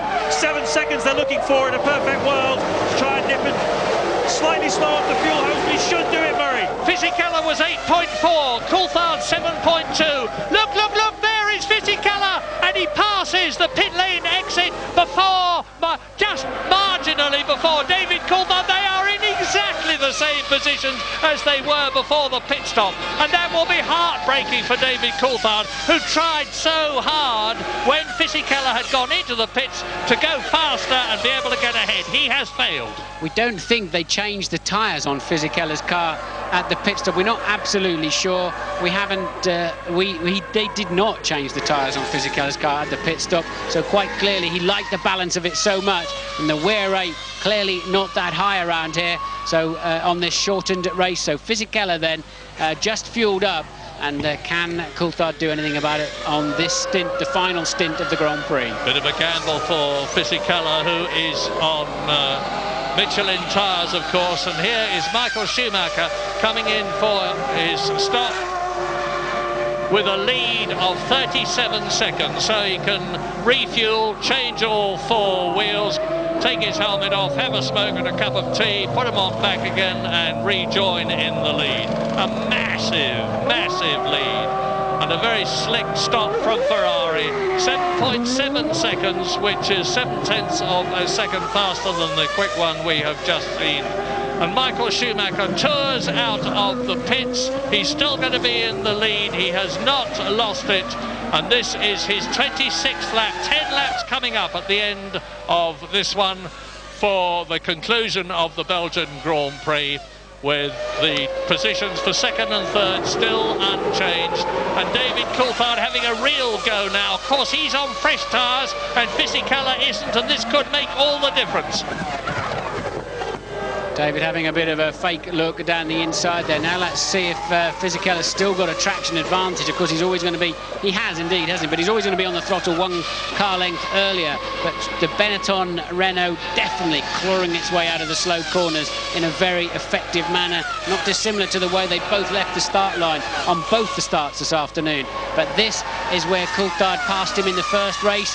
And he's not close enough this time around, but that's where it's going to happen if it happens. And that's where Häkkinen passed Schumacher last year with that incredible passing manoeuvre when Schumacher went to the left of Ricardo Zonta and Häkkinen went to the right, and Mika Häkkinen came out in front and won the race. First and second were Häkkinen and Michael Schumacher, who's got this quite incredible record here in Belgium. Second last year, first in 92, first in 94, only to be excluded. First in 95, 96 and 97. Is he going to be first in 2001? Well, David Coulthard, as I said, if he finishes second or third, is going to increase the gap between himself and the third place man in the Drivers' Championship, who is Rubens Barrichello, who is still ahead, of course, of Ralf Schumacher. Race order on lap 26, 36 lap race. Michael Schumacher leads, Fisichella and Coulthard, that you can see there, battling for second place, ahead of Mika Häkkinen fourth and Ralf Schumacher, separated by 8 seconds. Jarno Trulli is in sixth place, his teammate Jorna Lacey, and then look at this. Look how close Coulthard is this time around, but not quite close enough. Updated information from the pit lane. They just changed the rears on Fisichella's car, apparently, and not the front. So 2 new rears. Leaving the fronts, they do look, there's hardly any grooves left in his front tyres, but Coulthard looking more menacing this time around. Yeah, obviously it's a balance question, because they could have put on new fronts in the time that it took on to put on new rears. Yeah, it's not a pit stop saving issue. It's the tyres quite clearly work better. I mean, it's a slick. He's got slick front tyres on effectively, which is sort of squeezing the very extreme edge of the envelope of the regulations there. But look at Fisichella's left front. It is virtually bald. No grooves in that one. They're coming up to lap Verstappen. They've already lapped, as has Michael Schumacher, of course. Enrico Bernoldi, who is 13th out of the 14 runners, and Olivier Panis, who is 12th. Now they're coming up to Jos Verstappen, who is in 11th place in the Arrows. And here we're looking back at the replay of Mika Häkkinen going into the bus stop, getting it cross-threaded, going over the grass, easing off just to keep the front wing clear of the ground, regaining race pace. And of course he was 16 seconds ahead of Jarno Trulli. So although he's lost time, it won't have affected his position.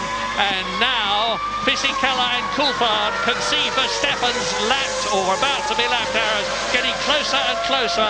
It's crucial now for Fisichella that he gets past at the right moment, and hopefully before David Coulthard can do so. But it won't happen on this lap.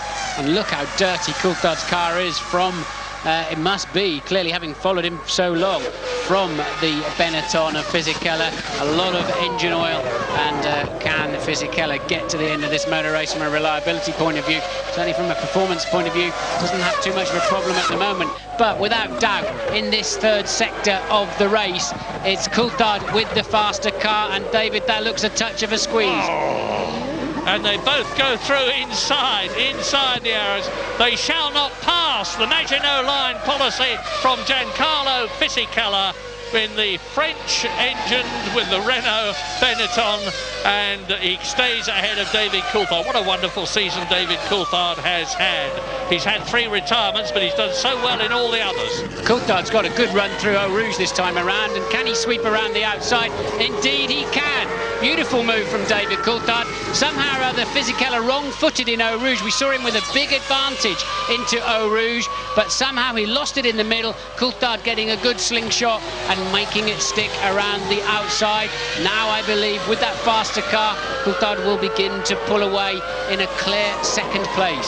So can he do something about Michael Schumacher's lead? Not enough, of course, because Michael Schumacher is half a minute up the road now. He's 30 seconds ahead of David Coulthard's second placed McLaren as the Scotsman comes up to lap Tasso Marquez. Here's the replay. Yeah, and he had the extra straight line speed, and when you're up the inside, it's dirtier, it's bumpier. You know you have to brake early, and so does the guy trying to pass you around the outside. He's got the clean line and the confidence, and well, David put a lot of trust into Fisichella there, that he wouldn't just lock a wheel and slide straight into the side of him too. But I think Fisichella's an old enough hand now that you would put your safety of your chassis in his hands. Yeah, 88 Grand Prix for Giancarlo Fisichella, and he's a very equable, level-headed chap. He wasn't going to do anything silly. And David Coulthard is now really pulling away from the Benetton. But if Fisichella can finish in a podium position, that is to say in third place, it would be the first time this year that a Benetton has been there.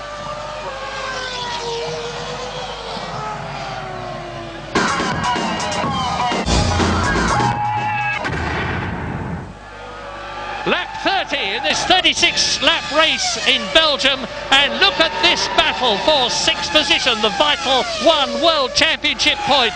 Jean Alesi, the French-Sicilian veteran in the Jordan, is staving off Barrichello. Behind Barrichello, trying to take him now as they come up to Les Combes, is Ralf Schumacher, who started last and has fought his way up to 7th. Can he make it 6th? Can he make it 5th?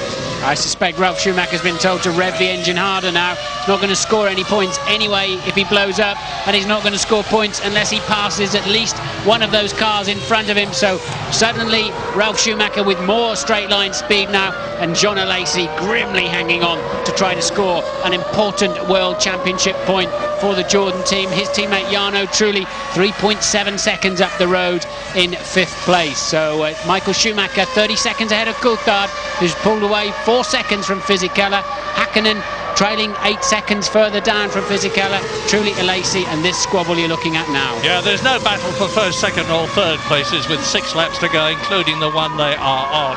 And I don't think Mika Hakkinen can catch Fisichella, but my goodness, there's going to be a battle for 5th, 6th and 7th, because Jarno Trulli in 5th position in the Jordan.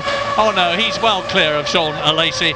I say there's going to be a colossal scrap. There is a colossal scrap. You're looking at it for the last World Championship point for 6th place. And if Jean Alesi can get it in only his 2nd drive for Jordan, having scored twice already for the Prost team previously, he will be elated.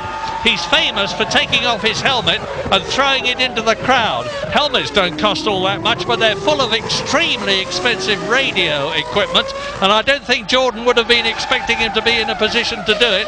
Let's hope for their sake that he changes his mind this time if he finishes in the points. If he does, it will be a magnificent achievement. He's the most experienced Grand Prix driver of them all this year. It is his 198th Grand Prix, and Jean Alesi at Les Combes on lap 31 out of 36 leads Barrichello, who is 7th, leads Ralf Schumacher, who is 8th, and behind them is Jacques Villeneuve in the BAR. Well, they've all stopped twice, as anticipated. Alesi had a relatively trouble-free run. Of course, Barrichello had to stop for a new nose. Ralf Schumacher started at the back of the restarted race after being left stranded on the jacks. The mechanics not quite getting the car down in time and having to get off the grid. So Jean Alesi then grimly trying to hang on still as he heads towards the final chicane. He appears to have enough speed, given that Barrichello is in his dirty air, and you just see Trulli was moving out of the foreground of your screen as they came into this chicane. Yeah, and it appears to me that Jacques Villeneuve has pulled the bung out. it looks to me visually as though he's closing marginally on Ralf Schumacher in 8th place ahead of him to make it hopefully a 4-car train battle for that 6th position. Michael Schumacher, race leader, as he has led all the way. Once again, the luck has been with him, because when he started this race, Juan Pablo Montoya, the pole position holder in the Williams, had to go to the back, and his brother Ralf was still up on the jack. So good fortune has once again come Michael Schumacher's way, but as ever he has exploited it superbly. His lead has dropped to 26 seconds, but that is a colossal advantage with only 4 laps to go at the end of this one. And David Coulthard therefore is closing up on him.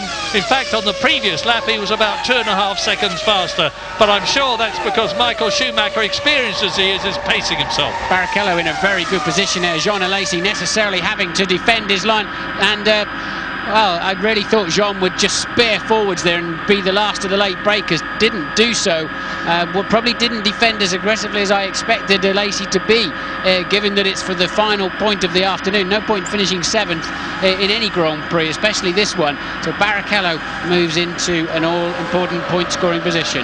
Yeah, so Jean Alesi, look at the gap he's built in just a few hundred yards, as Ralf Schumacher now decides he's going to have a go. Here's the replay up to Lecombe. From behind his rear wing and slipstream, out of the dirty air goes Rubens Barrichello, moves across. Jean Alesi has to give way and defer, which gives Ralf Schumacher the opportunity to move up a bit in 8th position, and Jacques Villeneuve is 2 seconds behind this battle you're looking at now, but 2 seconds is a long way in terms of track distance.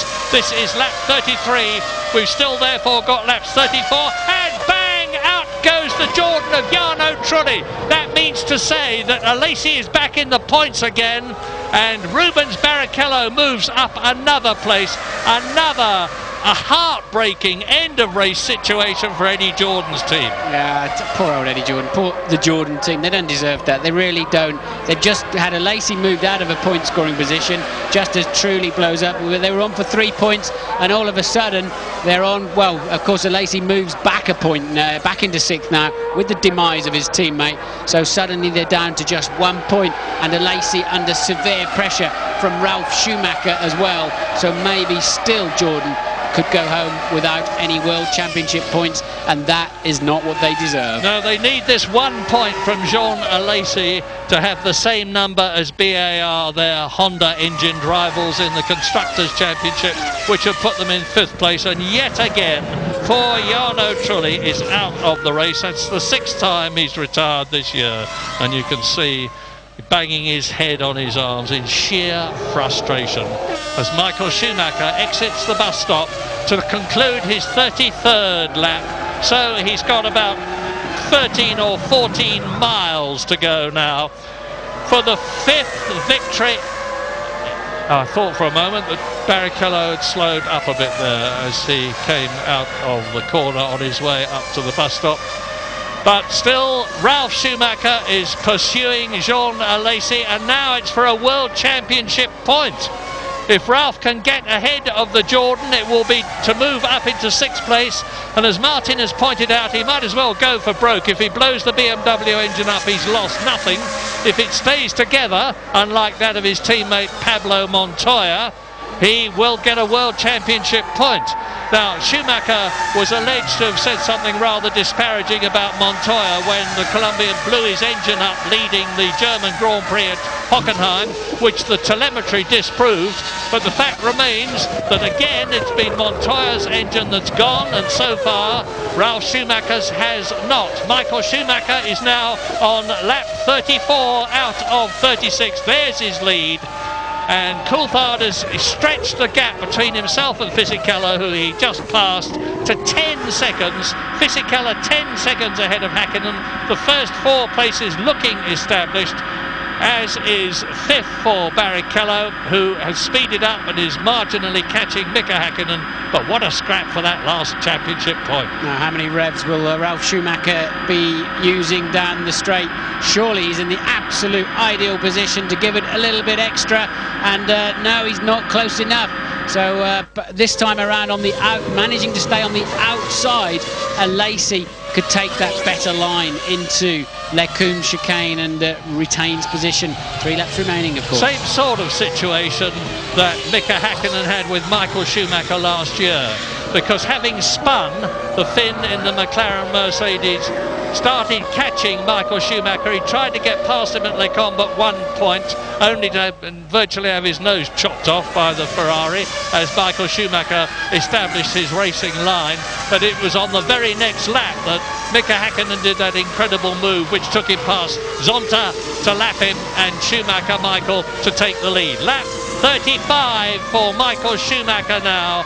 Just this one and the next one between him, and yet another 10 World Championship points to take him over the century, to give him 104 World Championship points. He's breaking record after record. If he wins this race, he's going to beat Prost's all-time record. Ralph's got a chance into the bus stop.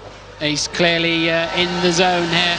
But how late is Lacey on the brakes? Later than we saw when Barrichello passed him, that's for sure. So Jean now fighting harder than ever to score a World Championship point. I think when John sees a replay of Barrichello passing him, he'll be annoyed with himself for not fighting a little bit harder on that one. But now he's giving it absolutely all he's got. Well, with Michael Schumacher on his 35th lap, people before this race began were saying, will Michael Schumacher let Barrichello win the race and therefore strengthen his position to be second in the Drivers' Championship by passing David Coulthard? Well, first of all, to do that, of course, he's got to be in a position with Barrichello right behind him. That's not the case. Now Schumacher's having a go again. Now can he get inside? And Lacey once again turns across the front of the Williams BMW. He is absolutely determined that he is going to have that 6th position on the World Championship point that goes with it, and not Ralf Schumacher. But Ralf Schumacher will know what the score is. He will know that on the next lap he's got to be that much closer to Lacey than he was on this one, and Lacey will know the same thing. You can bet that Lacey's spending nearly as much time looking in his mirrors as he is looking ahead of him.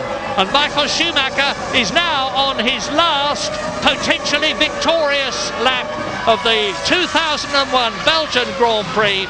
He's got 772 World Championship points already. It will be 782. He will only be 16 points behind, 16 and a half points behind Alain Prost's all-time point scoring record if Schumacher wins here. I say we haven't seen much of him, but he's had another great drive, and his brother's doing the same thing. That's exactly where Bertie and Eddie Irvine got together, but Ralph then just backing out of that scenario. Lacey is 11 years older than the man pursuing him. He's going to be feeling extremely tired. It's been a long and difficult afternoon, and but he's using all of those 11 years of experience to keep that 6th position at the moment. And Ralph seemed very slow in the bus stop, but very, very good under braking. And here we are on the last lap. Michael Schumacher exiting turn 13 in this 22 corner, 4.4 miles Spa-Francorchamps circuit, a brilliant driver's circuit, and it suits him. He is a brilliant driver. Not very far now to go to give him the all-time record in terms of World Championship wins. 52 victories. Alain Prost has been saying, I hope he does it soon. I'm getting sick of people talking to me about whether he's going to do it. Well, he is going to do it. Michael Schumacher in the Ferrari is coming up to win his 8th race of the season. And his most ever is 9 with Nigel Mansell, and he does it. Michael Schumacher wins and becomes the most successful Grand Prix driver of all time as David Coulthard slides the McLaren through the bus stop to finish in 2nd place. Michael Schumacher, clearly the driver of the day. He kept his head through all of that, waltzed peerlessly off into the distance. Very, very strong drive from Coulthard as well. A well-deserved 6 points and a well-deserved podium place for this man, Fisichella. He's finishing 17 seconds down on Coulthard on the end, faded towards the end, but Häkkinen with a moderately lacklustre for him, especially afternoon, down in 4th place, 36 seconds off the lead, but Michael Schumacher was just swanning around at the end. He gave 6 seconds away in the last lap alone, did Michael Schumacher. Yeah, there's Barrichello finishing 5th, but who's going to be 6th? Is it going to be John Lacey? Is it going to be Ralph Schumacher? Let's go back down the track and find out. And there is the answer. It's going to be John Lacey. John Lacey in his second race for Jordan retrieves something for the team with a quite superlative fighting drive to 6th position and a single World Championship point. But mostly unseen by us, and of course the heartbroken Jarno Trulli, this has been Michael Schumacher's day. And he quietly contemplates things. I don't think the numbers mean all that much to him. Herbie Blash says, well done, Michael. I would be surprised if we see any euphoric jumps for joy from Michael Schumacher on the podium at this race. It's been a pretty tense one and a pretty fraught one for all of us after that appalling accident to Luciano Berti. And let us hope the news we had from Louise Goodman that he seems to be all right is indeed true. But a wonderful day for Benetton too. And Ralph Schumacher, well, I was going to say, doesn't seem to be too happy. He's pretty elated about something. I think it was the fighting drive he had with Jean Lacey, who has actually got back with his helmet intact on his head and not disappearing into the crowd. So confirmation, a wonderful win which makes him the most successful Grand Prix driver of all time, to the man in red, the Red Baron, Michael Schumacher from Kerpen in Germany. David Coulthard has consolidated his second place in the Drivers' World Championship with 3 races still to go, and a superb podium third place for Fisichella and for Benetton, the day after it's announced that he will be moving to Jordan next year. Mika Hakkinen makes it 2 McLarens in the top 4, and Rubens Barrichello makes it 2 Ferraris in the top 5. A point for John Lacey and Jordan means that the Jordan team are now tying with BAR for the 5th place in the Constructors' Championship, 4 points behind Sauber.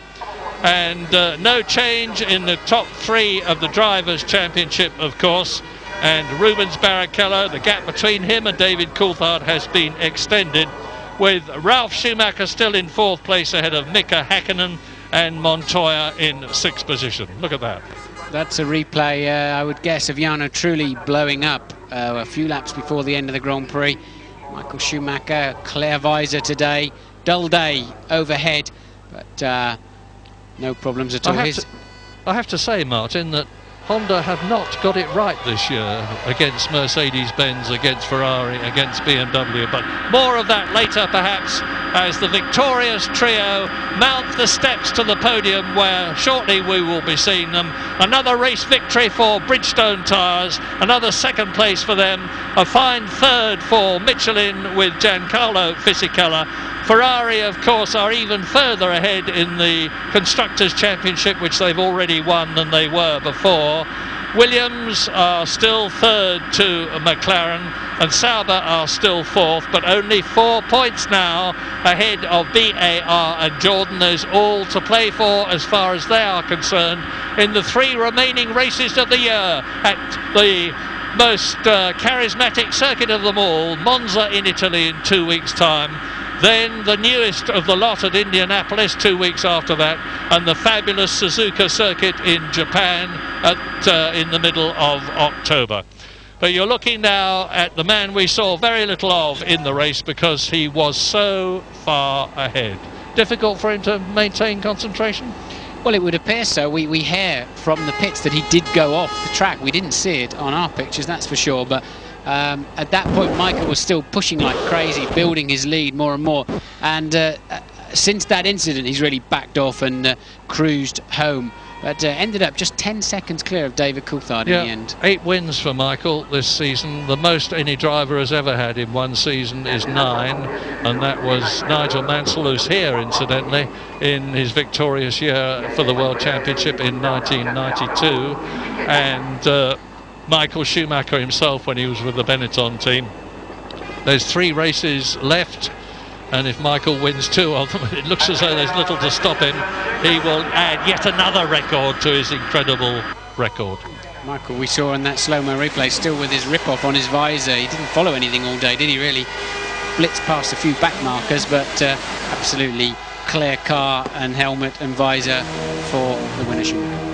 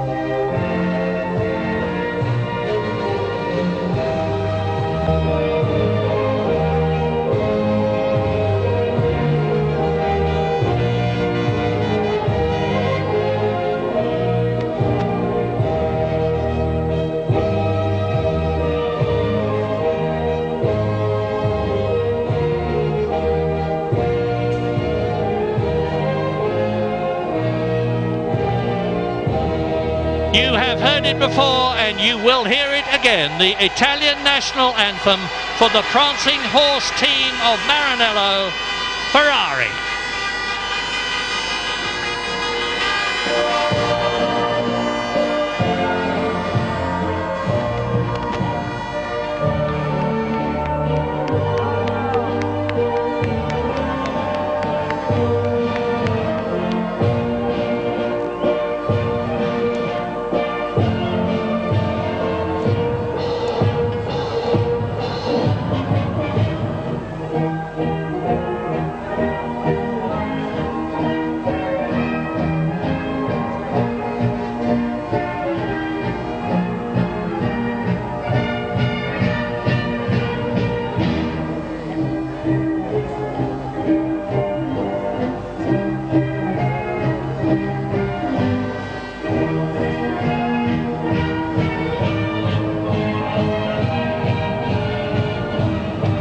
Believe it or not, there have been protests from politically correct killjoys about Michael Schumacher conducting the national anthem in front of the Ferrari joyous team.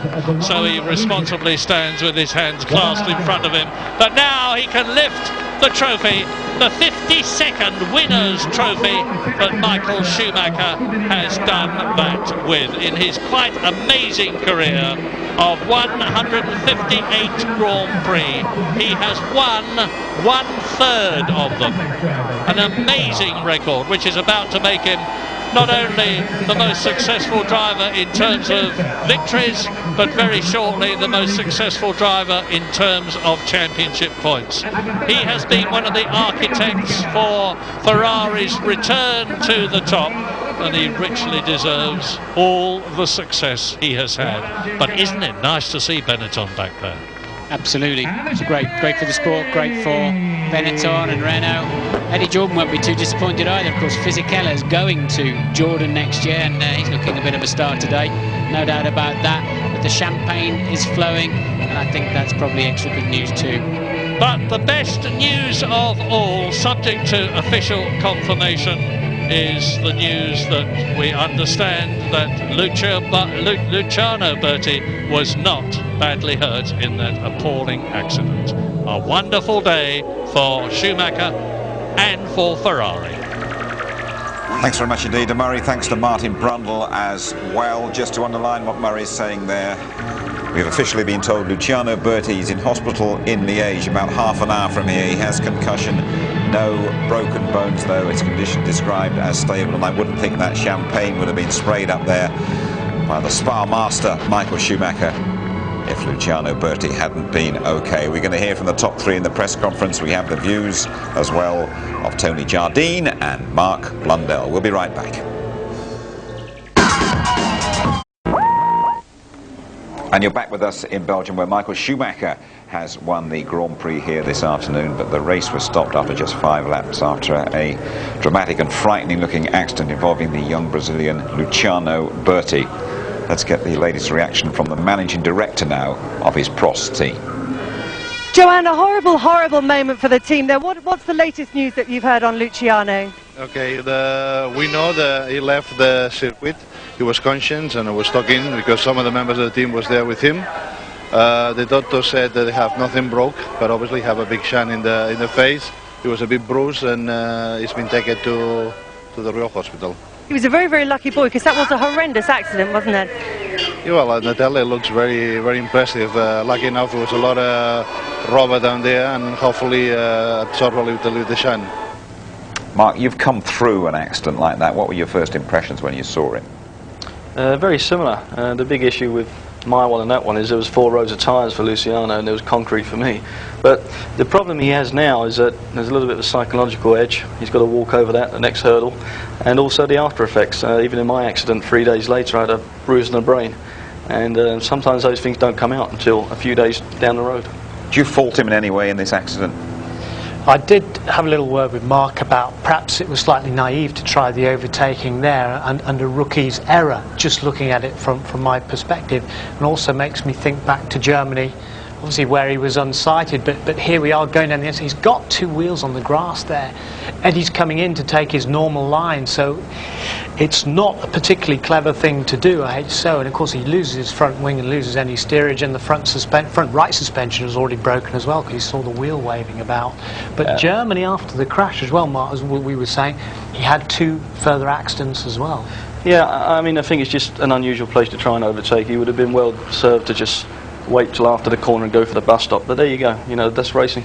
It was the fastest corner of the track where he crashed. Blanchimont, what is it, 190 miles an hour there, and just looking at the Prost getting taken away, it's a real pat on the back for the strength and the safety measures in these cars these days.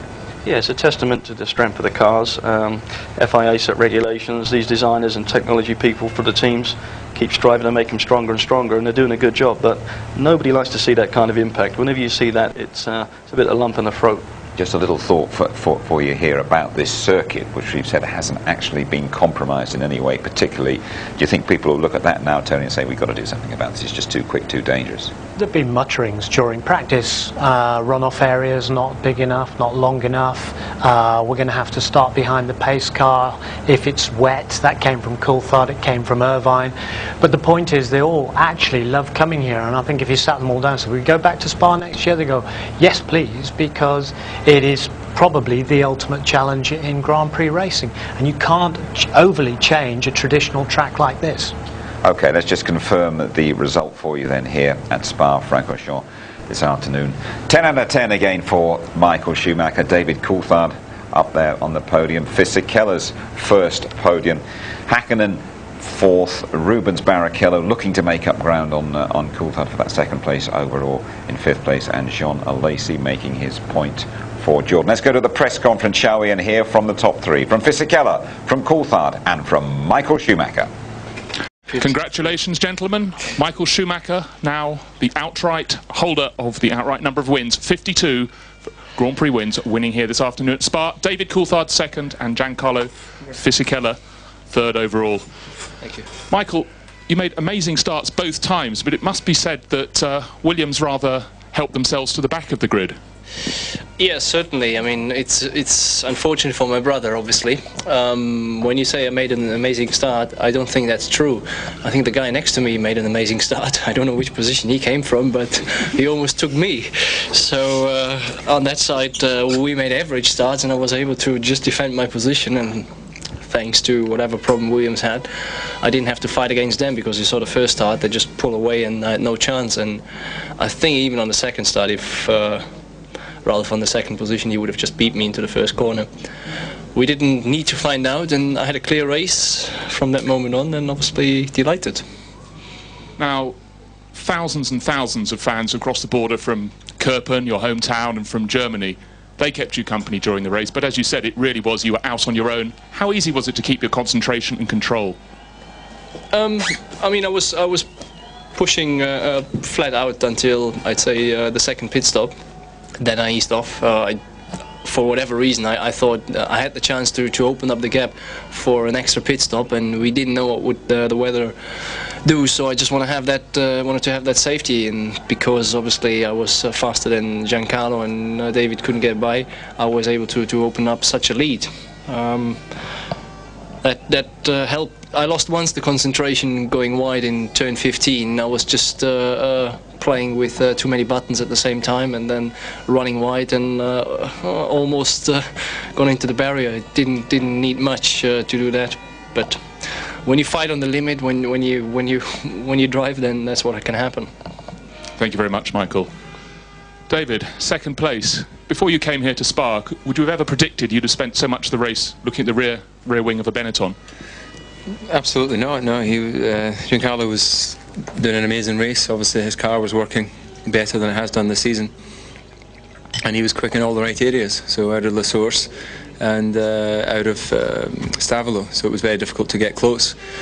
And I knew that my opportunity might come at the pit stop, and I thought I lost it when I caught one of the Minardis in Blanchimont. And I said to the team as I came down the radio, I think it's going to be close. Obviously, he came out in front of me, and then thankfully with the back marker at La Source, it just upset his rhythm a little bit, and I got the run through Eau Rouge, and thankfully was able to outbreak him. So, you know, given the weekend I've had, then obviously very happy to get second place, and you know, just hoping obviously that Luciano is 100% and able to do the next race, and then we can all feel it's been a positive weekend. David, looking at your car during the pit stops, it was absolutely covered with oil. Was that from your car or from someone ahead of you? I was saying to Giancarlo that I've never been behind such a messy car. I was having to wipe my visor every single straight, and I was out of rip-offs very quickly. And I understand that it just made it across the line, so I think it was spitting all its oil out as the race went on. So it's obviously a lot quicker, but a little bit close to the limit probably. Thank you very much, David. Giancarlo, first time you've been in one of these conferences since Brazil last year. Can you put your finger on what has happened to your car to make it so much faster? Obviously there was the new aerodynamics package here, and the car was much more competitive, easier to drive, easier to make a good setup, even much more grip than normal. During the race there was a very good balance, especially after a few laps, because at the beginning there was a lot on the steering, but then there was a good balance. We just missed a few Ks in the straight compared to the people, but maybe in Monza there is one more step on power, and we are very optimistic for the next one. Now, you had a very unusual tyre tactic at your second stop, and you only changed the tyres at one end of the car. Can you explain why, and was it your choice? Yeah, it was my choice. There was a problem starting with the new tyres, graining. There was a graining, and it was better to keep the same tyres. In fact, I did the race, completed at the end of the race. I went at the end of the race with the same set of tyres, just on the front, but new on the rear. Was the right choice. We did a very good job. I did two amazing starts, especially the second one from the 6th position. I went to second, and I'm happy. It's a great day, and I would like to say thank you to the team. Thank you very much, Giancarlo. Michael, back to you. Next race, Italian Grand Prix. You've already got the championship. It's going to be quite a party at Monza. Yeah, you can imagine. On the other side, we still want to do well, which is going to be maybe a little bit more difficult for us, looking at the characteristic of the circuits. From Hockenheim, we know Williams is very competitive there. So we have to work very hard, and we have to find out what we can actually do against this strong package of what they have. But we certainly will try, as we have tried here. But anyway, we have good reasons to celebrate down there. Indeed you do. Michael, thank you. Michael Schumacher wanting even more at Monza in a couple of weeks' time, and their confirmation 52 victories for the 4 times German world champion, one more than Prost, Senna, Mansell, Sir Jackie Stewart, Jim Clark and Niki Lauda in that very exclusive club. Never any danger today, Tony? I think it's fabulous for Michael Schumacher. It's his 10th anniversary of his debut here in '91 for Jordan. The following year, when he was teammate to our own Martin Brundle, had his first victory here, and now he's joined the great Ayrton Senna and the great Jim Clark on 5-time winner at Spa-Francorchamps, a circuit that, you know, he loves so much, so close to his heart, so close to his home. And the fans who all came here to pay homage to him have gone away rewarded. Driver to driver, any chinks in that Schumacher armour? I can't see any. I don't think so. I mean, now and again he does lose concentration, but we've seen that before even with world champions like Senna at Monte Carlo. But when you've got nothing to do, you know, when it's so easy, it's going to happen. But I think we need to extend the track, for him at least. Right, we have plenty more incidents to look at. We're going to chat to one or two of the key characters as well when you rejoin us in Spa CC.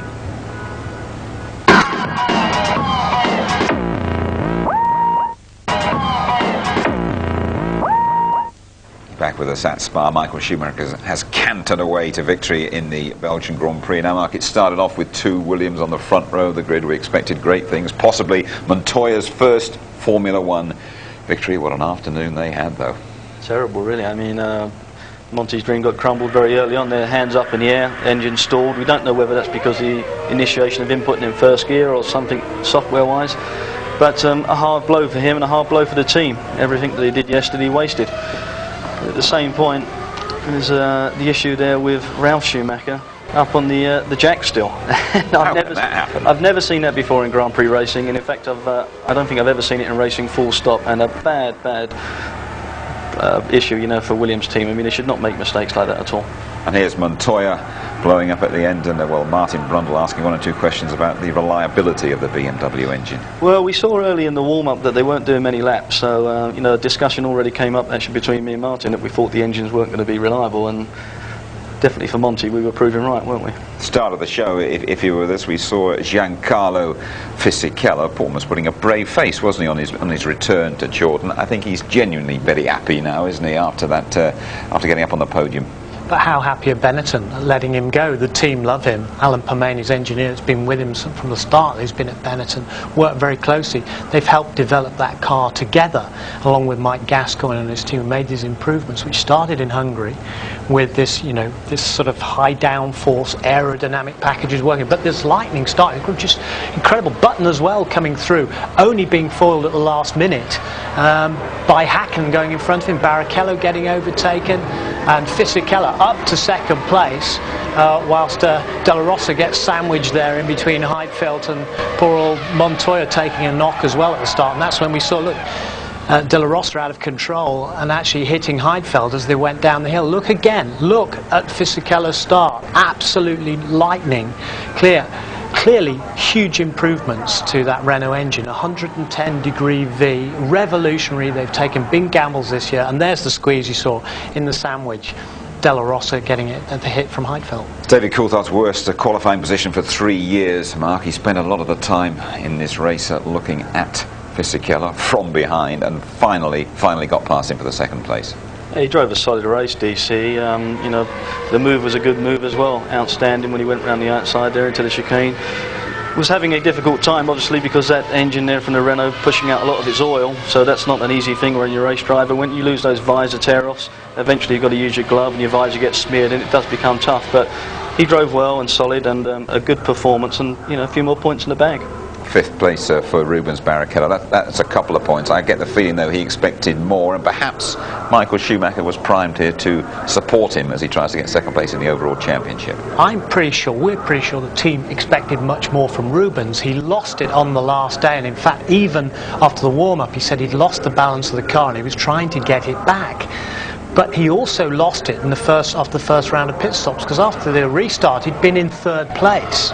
And then he dropped all the way back, and hence he had to take that fight. And this is the point where he lost his nose cone, and we think that he took too much curb. We didn't see detailed pictures, and lost his nose cone, which meant he had to come in for a new one. We're going to hear now from Rubens Barrichello, big pal of Luciano Berti, fellow Brazilian. Here he is with James. Rubens, it's a difficult day for you. You lost the front wing. Tell us about it. Yeah, it was such a difficult day.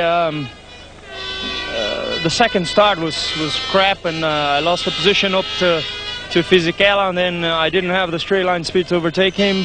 Then the pit stop didn't go well, my race was lost. I mean, afterwards, I had a vibration on the tire. I had a bit of everything today, really. So I lost the wing. I lost everything. But the good news is your friend and fellow countryman Luciano Berti seems to be okay. Oh, that's good news, because I've been thinking on the race. Get the impression he was a bit worried about Luciano there, Tony. Get the impression he wasn't that chuffed about his second start either. No, not at all. CRAP, I believe. Yes, speaking from the heart there, but I think he probably still has got time, hasn't he, to put the pressure on David Coulthard, although Coulthard's second place done him no harm at all today. What about the safety aspects of this place? Tony, you think that shouldn't be changed? Mika Häkkinen, former world champion, I get the feeling he's going to disagree with you as he chats now to James. Mika, tell us about your afternoon. How was it, you mean? Yeah. Well, not so fantastic. I mean, my personal performance on the race, I'm happy about it. Sad about what has happened today, you know, lot of negative in terms of accidents and things like that. So, terrible weekend. And you're looking at those corners over there. It's a very high-speed corner, so things like that, if you go off there, it is catastrophic. Not happy with those high-speed corners, Tony? No, he's not. But, I mean, you know, it is the ultimate challenge. And you talk to people like Villeneuve, and he say, this is the ultimate challenge. We don't want to lose it. And if you've got to start behind a pace car here, he says, you may as well not bother turning up. OK, let's hear from John Lacey. Terrific battle at the end he had there with Ralphie Schumacher before scoring a point for Jordan. Jean, congratulations, one World Championship point, and boy, you had to work for it. No, it was fantastic because obviously the beginning of the race was a big emotion for us drivers, I mean both of us, because when we have a red flag because there is this kind of accident, honestly it's very hard to start again. I don't know actually the condition of Berti yet, but I hope he's okay. And he is okay. Here's the constructors then. Ferrari away and gone. McLaren holding that second place ahead of Williams and Sauber. 4 points clear of British American Racing and Honda, and they are level, both 5th and 6th. BAR and Jordan both on 16 points. Be sure to join us a little bit later on tonight for the highlights of the Belgian Grand Prix as we look back at a pretty dramatic race we've had here, or races I should probably say. Highlights coming your way later on tonight here on ITV. And there we are, just after midnight, repeated ITV2, just before 1 o'clock tomorrow. There we are then. We salute Michael Schumacher, statistically the greatest ever. Our thoughts, though, are with Luciano Berti. He's okay. We're going to call him Lucky Luciano from now. Bye-bye. And you're back with us in Belgium, where we've seen another triumph for Michael Schumacher, the Spa master. Coulthard doing very well to recover from his qualifying setback. First podium since Canada last year for Jordan-bound Fisichella. Häkkinen fourth. Barrichello just picking up a couple. A Lacey's late battle with Ralph Schumacher earning Jordan a point, but they all earn their money in Belgium. Another very strong drive from a not terribly promising grid slot. Yeah, obviously I'm very happy with the team giving me a reliable car. I benefited a lot, obviously, from people dropping out on the grid. But it's obviously helped other people earlier in the year when I dropped out, so that's probably the payback. And I had to work very hard, actually, to get past the Benetton. I was surprised, but they were quick. Tell me about the race. Was it fun or was it just plain hard work? It was a little bit hard, but because there was a good balance, it was okay. David was pushing behind me, and the straight was very quick, but then at the end I was struggling a little bit with the grip because I did the whole race with the same set of tires, and it was a bit difficult, but it was the right choice. The actual accident, is that one of those ones that you're going to be replaying over and over in your mind? No, I just seen it there for the first time, and that corner, it's unless you're clearly ahead, it's not really the place to overtake. And it's just one of the things. Luch is trying to get up there, and I'm trying to keep him back because I was going very long. So I knew I was going to be struggling at the start of the race, but hopefully it would come good. But that's the problem. You're always fighting like hell. The first 10 laps, trying to hold the two stoppers back. So it has its risks, but it can give rewards sometimes. You're off to see him tonight, I understand. Yeah, I'll go and see how the boy is. So then it's a ton up for Michael Schumacher. Decent day for David Coulthard, 9 points ahead of Rubens Barrichello and 13 clear of Ralf Schumacher. No improvement for Montoya. In the constructors, Ferrari, of course, the world champions, and Williams not making up any ground at all on McLaren. Sauber, though, 4 points clear of British American Racing and Jordan. Both have 16. Tony Jardine, the one big talking point of this race, not Michael Schumacher, but that accident. Dreadful accident. Former teammate of Eddie Irvine's, hence his concern, everybody's concern. But at the moment, from the best guesses we've got, you know, the guy is stable in hospital.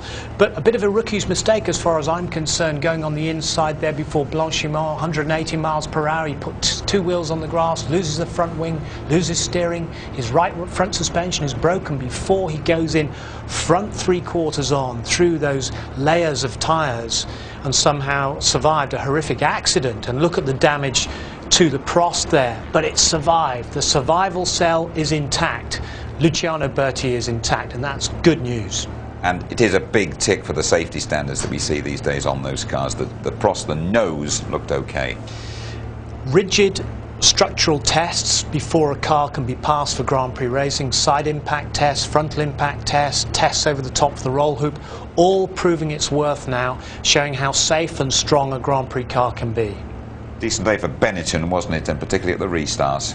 Fabulous day for Benetton. All the work that Mike Gascoigne has put in, Pat Simmons, look at that, rocketing through on the restart. Giancarlo Fisichella leaving Häkkinen for dead. They're getting past Barrichello up into second place, and in fact Button getting up really well, only being held back by Coulthard on the inside. Meanwhile, back behind there, Montoya's had to start from the back along with his teammate, gets the squeeze from the inside from Heidfeld, and you just see, look at the power of the Benetton, look at the Renault V10 3-litre engine there, this radical engine powering all the way up to the back of Michael Schumacher, only stopping at the last minute there, and Button joining in. And then you see the squeeze there on Pedro de la Rosa, Heidfeld on the inside, and actually pushing Montoya out to the outside as well. We knew that they were going to come good towards the end of the season. Indeed they have. David Coulthard, though, he's spent a lot of time staring at Giancarlo Fisichella and just finally got by him. But this is it, because he'd been at La Source, they'd got round Benaldi there, but David Coulthard's visor and his rear wing were covered in oil from that Renault engine or the Renault gearbox, and then finally, and you can see David couldn't really see too well through that smear right across his visor. Very brave manoeuvre, 200 miles per hour round the outside at Les Combes, which Häkkinen, of course, did last year in a rather different way to Schumacher when they went past Zonta. And if there hadn't been enough action in the race already, right at the end, Jean Alesi, the old veteran, held off Ralf Schumacher brilliantly. This is normally a lucky circuit for Jordan. They did the double, their first race win here in '98 with Damon Hill and Ralf Schumacher, there, desperate to try and get a point, having started from the back. Jean Alesi, 37 years old, he's finished every race this season. This is why he's been hired till the end of the season by Eddie Jordan. He gets the car home, he's prepared to fight. For me, the tiger of the race, Jean Alesi, the veteran. And Michael Schumacher, top of the tree. He goes along now with Jim Clark and Ayrton Senna having won Spa 5 times, 52 Grand Prix wins. This is where he made his debut in 1991 in the Jordan, having told a few porcupines. He told Eddie Jordan that he'd been to this circuit many, many times. He'd actually only been on a bicycle before then, and that was the start of this glittering Grand Prix career. His debut win was here. He gets a hug from Giancarlo Fisichella, up on the podium there with Coulthard, Fisichella, and of course Ross Brawn, the technical director and winning constructor for Ferrari. So a fabulous day for Ferrari. Thanks so much indeed, Tony. And of course Michael Schumacher's birthplace, Kirpen, just around the corner over the German border. In a couple of weeks' time, Monza will feel like home for Michael Schumacher, and we will be there for the full ITV service throughout the weekend. The qualifying live from 11:30 on the Saturday, pre-race show just after midday on Sunday, highlights at 11:45, repeated on ITV2 just before 1 o'clock. So then we salute Michael Schumacher, statistically the greatest of all time, and we wish Luciano Berti a speedy and a complete recovery. Good night from Spa.